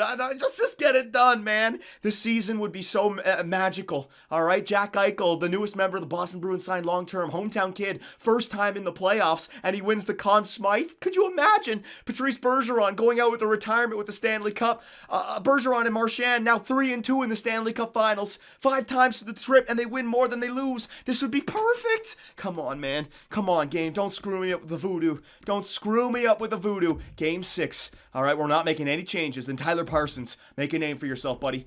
All right, prove all the haters wrong. Oh, my God. We're in Winnipeg. First period underway. 'Tis in the hands of the hockey gods. Oh, 15. Power play for Winnipeg. All right, so they're due. Like I said, guys, we can't get angry with this. They're due. We know this is going to happen. If we're going to beat them, it needs to be our offense. We cannot rely on Tyler Parsons to get another shutout. They are due. They are due. And in fact, they may also be due to keep us from scoring, which really sucks. But it's only 1-0 after 1. That's good. That's good. That's good. All right, second period underway. Come on, chip away at their lead. Just get one back and okay, it's all right. Hunwick, their first line left wing power forward. Remember I said they're due. If they get another one, yeah, this is the game where they're going to outscore us. I've seen this before in the NHL Finals, man. Yeah, this is the game where they're going to smoke us. They're due. We're also due for a shutout now against Sub-Zero. 81 overall. There's no way he gets 2 shutouts in a row, right? So it's setting up for a solid Game 7. Yeah, it's setting up for a solid Game 7. As much as I hate to say it, the fact that we won 2 in a row and got a shutout when we were down 2-1 in the series, that was very favorable to us. So this really did feel like a series that was going Game 7. So I'm not even that angry about it. You guys did your job. Jack Eichel, wait a minute. It's not a power play. 5-on-3!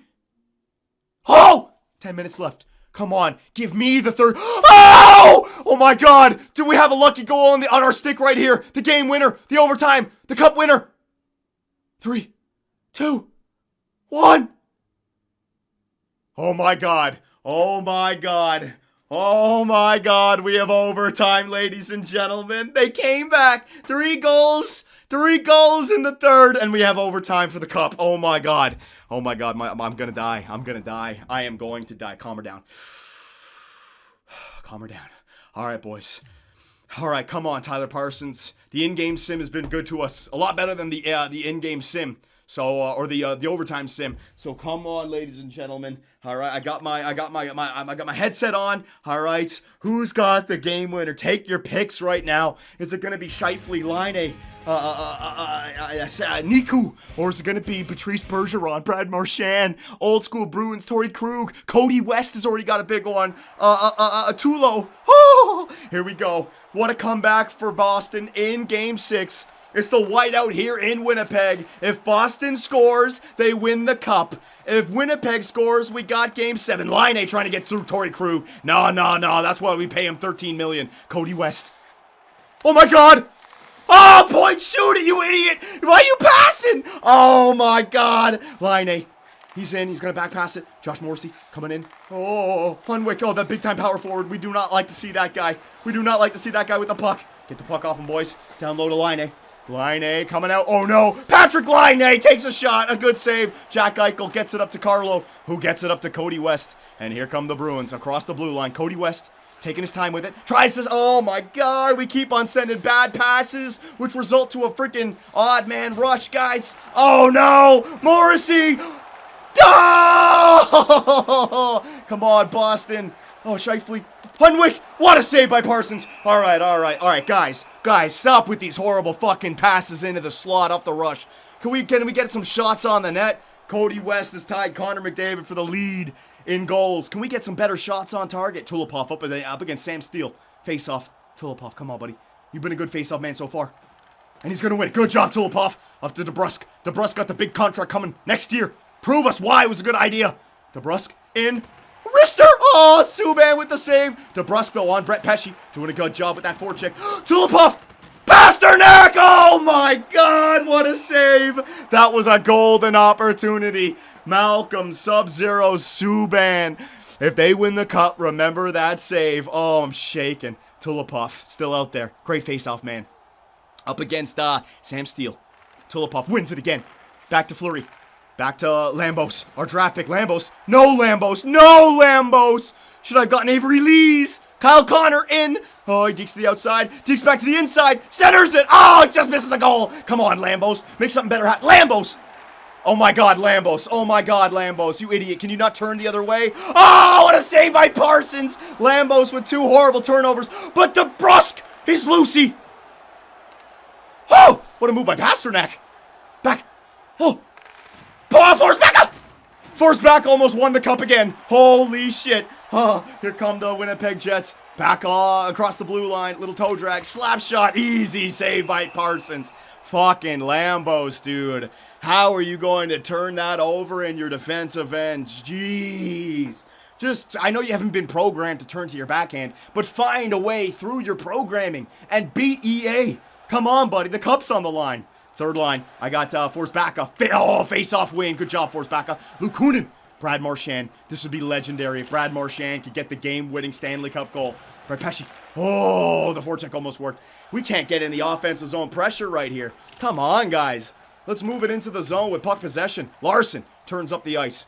Come on. Let's get into the offensive zone. Fucking hell, dude. I'm all for the dump and chase, but you got to have a solid forecheck after it. They're kind of a solid. They're just going to get it out. You got to send 2 guys. Winnipeg coming back the other way. Sven Barcheesi. Oh, man. Benning. Oh, no. In the middle. And Jordan Stahl's going to tie the series up. What are you fucking idiots doing? God, man. We didn't have one. We're going to 6, ladies and gentlemen. We're going to 7, ladies and gentlemen. We're going to 7. God damn. Way to hold it in the offensive zone, you plugs. Right there in the middle of the ice. Just wide open. Oh, that was our chance. And we're going to lose. We're going to lose in a simulation in Game 7, man. We actually got the 3rd period comeback. And now we're going to lose in Game 7. We had the chance. No, we're going to lose in Game 7. I'm telling you, it's like the Vancouver Canucks in 2011. You had 2 chances to win. You ain't going to do it. You lose the first one. It's over. Unbelievable. All right, so a golden opportunity to win the Stanley Cup without having our backs against the wall. Gone up in smoke. We had our chance. Pasternak had the best shot. And remember that save by Malcolm Subban in overtime. I said it. If they win the cup, remember that save. We just couldn't get going in overtime. Our stupid idiots were dumping it when they didn't need to dump it. And then they'd follow it up with no forecheck, essentially handing the puck back to Winnipeg. And Winnipeg would constantly then break it in off the rush. Oh my god, watching the AI is so frustrating, boys, but it's overtime. That's overtime hockey, you know? Everyone's tired out there and they're not making the right decisions. So here it is. The whole season comes down to this. This is everything. This is the stories for Jack Eichel, Bergeron, Marchand, Krug, the rest of the Boston Bruins, Parsons going in a positive direction.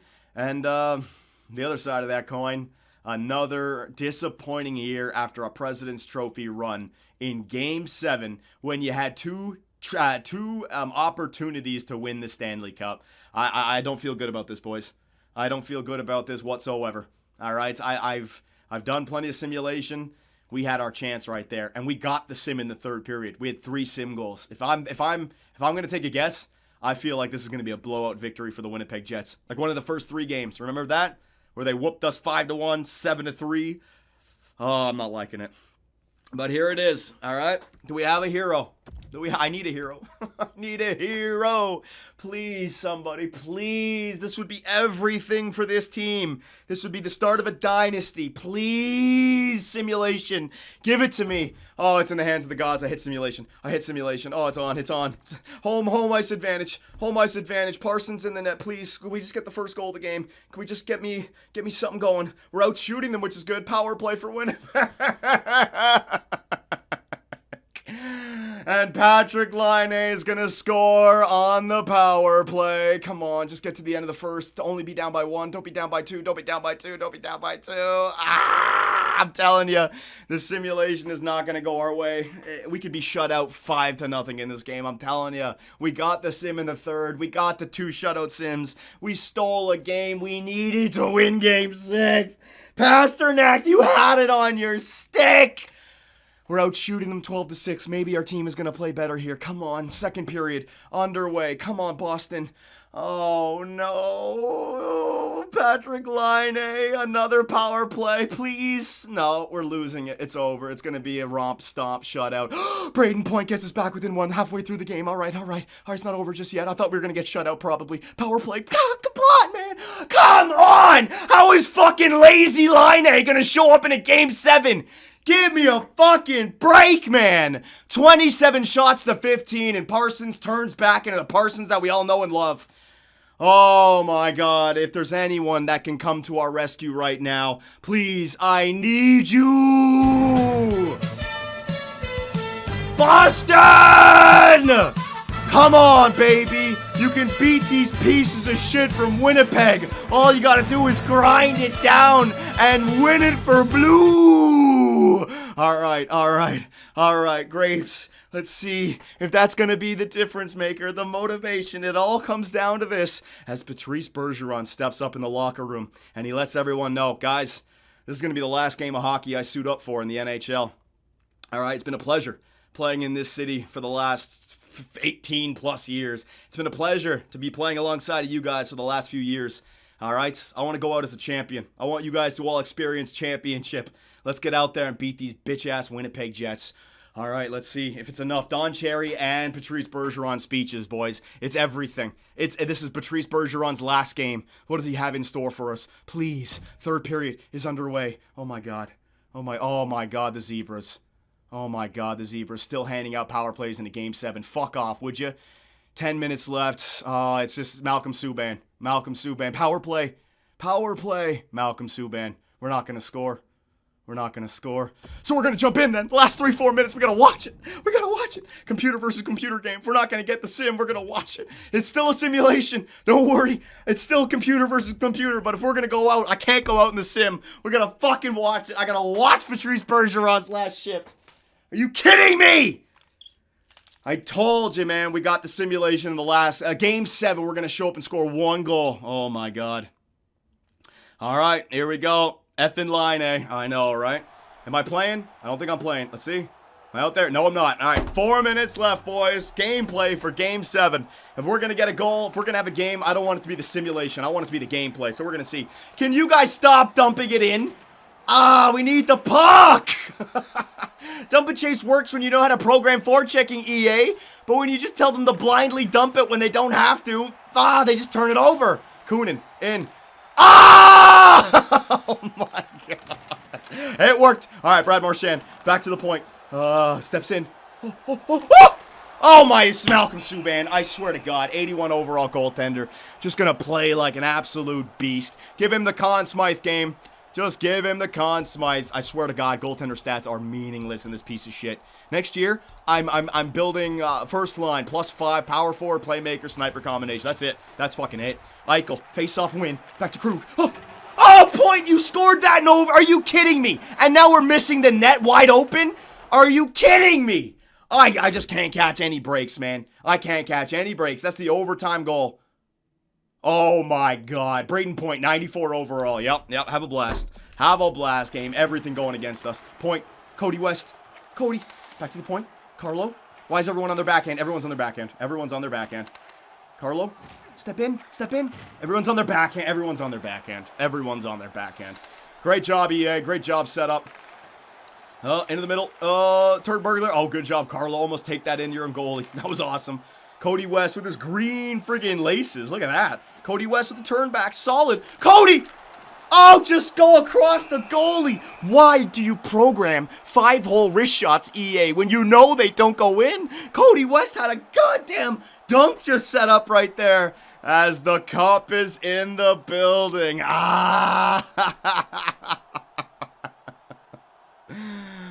You do that, Johnny. Yeah, but I do a deke before the 5-hole. I don't just shoot at 5-hole. I go across to try to get the goalie to open up. They just shoot into a squared up goalie. Tulipov, come on, buddy. 2:55 left. Tulipov, get out there. Win that face-off for us. Tulipov wins it. We're winning every face-off, which is nice. Lambos, download to DeBrusque. Everyone's on the... Oh, yeah, floaty backhand. That's going to go in. Everyone's on their backhand. Oh, this game doesn't know how to set up people on their backhands at all. Into the middle. Sam Steele. Wrist... And that's it. Winnipeg Jets are going to win in Game 7. Oh my God, man. The whole playoff run, one thing after another. Just can't get out. I told you. This is 2019 all over again. Yeah. I'm sorry, Bergeron. Boys just did not want to show up at all. And then they get some garbage-ass rebound shot. Oh, my God. This is where EHM-type sims are so good. You can tell the computer how to play and play like that. Whatever, man. We played great during the regular season. And then when we get to the playoffs, everything just goes sideways. Over and over and over again. And everyone's on their backhand. And everyone, like, third period collapse simulations. That Game 6 overtime, man. I cannot believe that. That Game 6 overtime, I cannot believe that, man. We couldn't even get a chance in the offensive zone started. DeBrusque, maybe 2 minutes left. We can get a quick one here. If we could do... Oh, yeah, drop it to yourself. There you go, Fleury. Tulipov, shot along the ice. EA, why do you tell them to shoot it along the ice like that? It's such a nothing shot. Oh, I should have just stayed with the simulation because now I'm watching my AI trying to come back in a game. That's a mistake. That's a big mistake. Back to the point. Brett Pett, yeah, just walk right in. Parsons, hold on to that puck, baby. Pull the goalie. It's over. It's over, boys. We got to go through this pain altogether. And I can't even click the A button. Parsons made us say, oh, I know. Just no goaltending the entire run. Had to come back from 3-0 down in the second round. All right, and then have to go up against this Winnipeg team that's just stealing victories from us, man.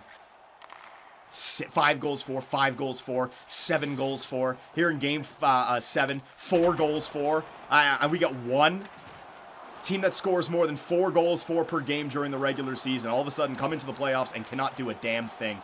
It's hilarious.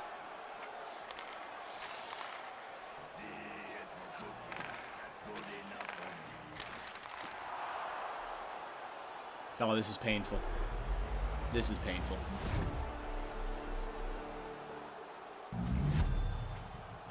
This is painful. Dylan DeMello again. Oh. Everything I do, ladies and gentlemen, I try to create a winner here. There's just such an element of RNG and randomness, and the Boston Bruins were unable to conquer it this season. Got to get those +5s for 90 overall players in the first line. It's the only way to do it. Oh my God. So we needed 2 goals in the third, and they get 2 goals without an empty netter. Oh my God. Good job there, Boston. Yep, just keep shooting it into people.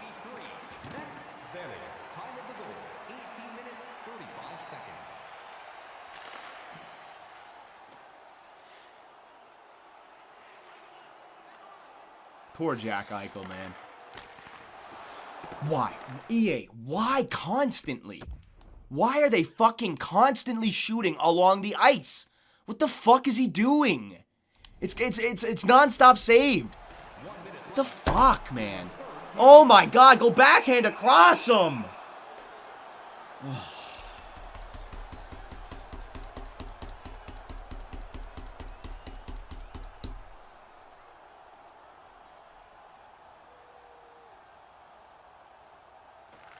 47 shots to 25 as well for us, yeah. Just keep shooting it along the ice. There you go, guys. Have a blast with it.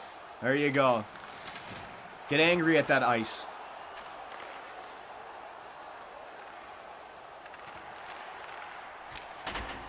Jesus.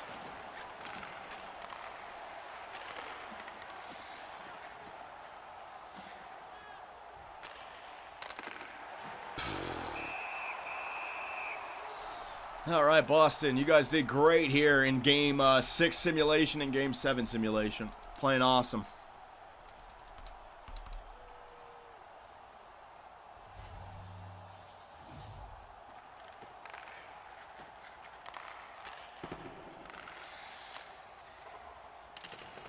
Yeah, dump the puck in, buddy. Way to go. Look, a dump and chase leads to a breakaway. EA, how the fuck does that happen? How does a dump and chase lead to a breakaway? Like, what the fuck? You dump so you have guys back. Unbelievable.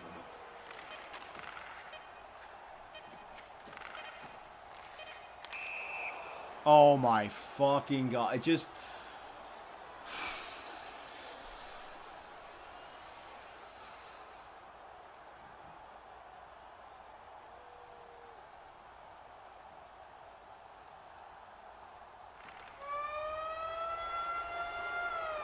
Remember that save. Remember that save on Pasternak. Congratulations, Winnipeg. The Stanley Cup champions of year number 7. And the Boston Bruins are out again. Fuck me. See you guys next time.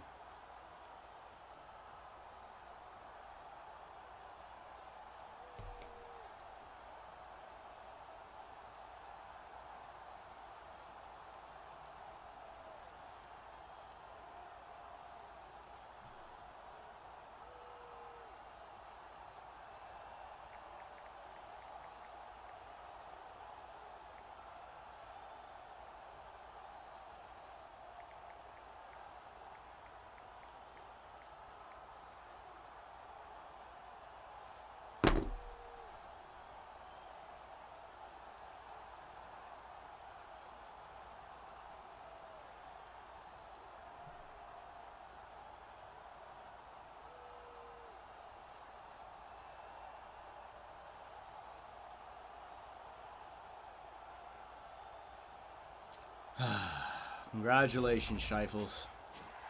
You didn't score a fucking goal.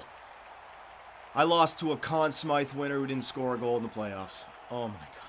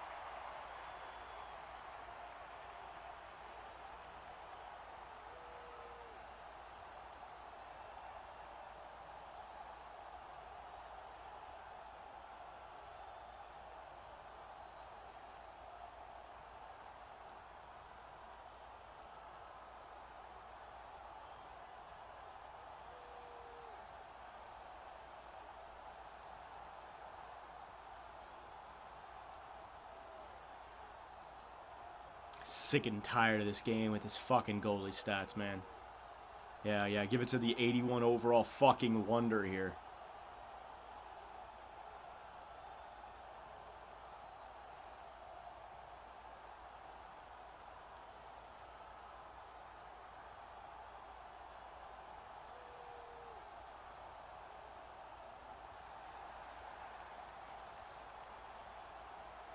fucking Malcolm Subban. 81 overall. Unbelievable. 81 overall, one goal against in Game 7 against the best team during the regular season. Get the fuck out of here, game. With a bunch of 80 overall defensemen. Get the fuck out of here, game. Joke.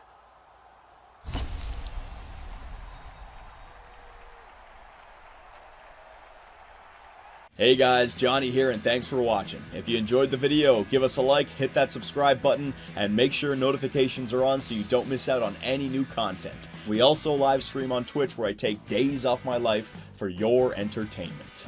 Sonny Gray, get out of it. You stupid pieces of shit! I should have gone with Jose for Fernandez! Oh my God, pitching change. Fernandez, get your ass in there. Oh, I swear to God, baseball God just decided to all over me. Grand slam, oh yeah. Make me miss the playoffs with a first-ranked team. Year 2, 30 games above 500, no divisional win, trip to the wild card. First inning.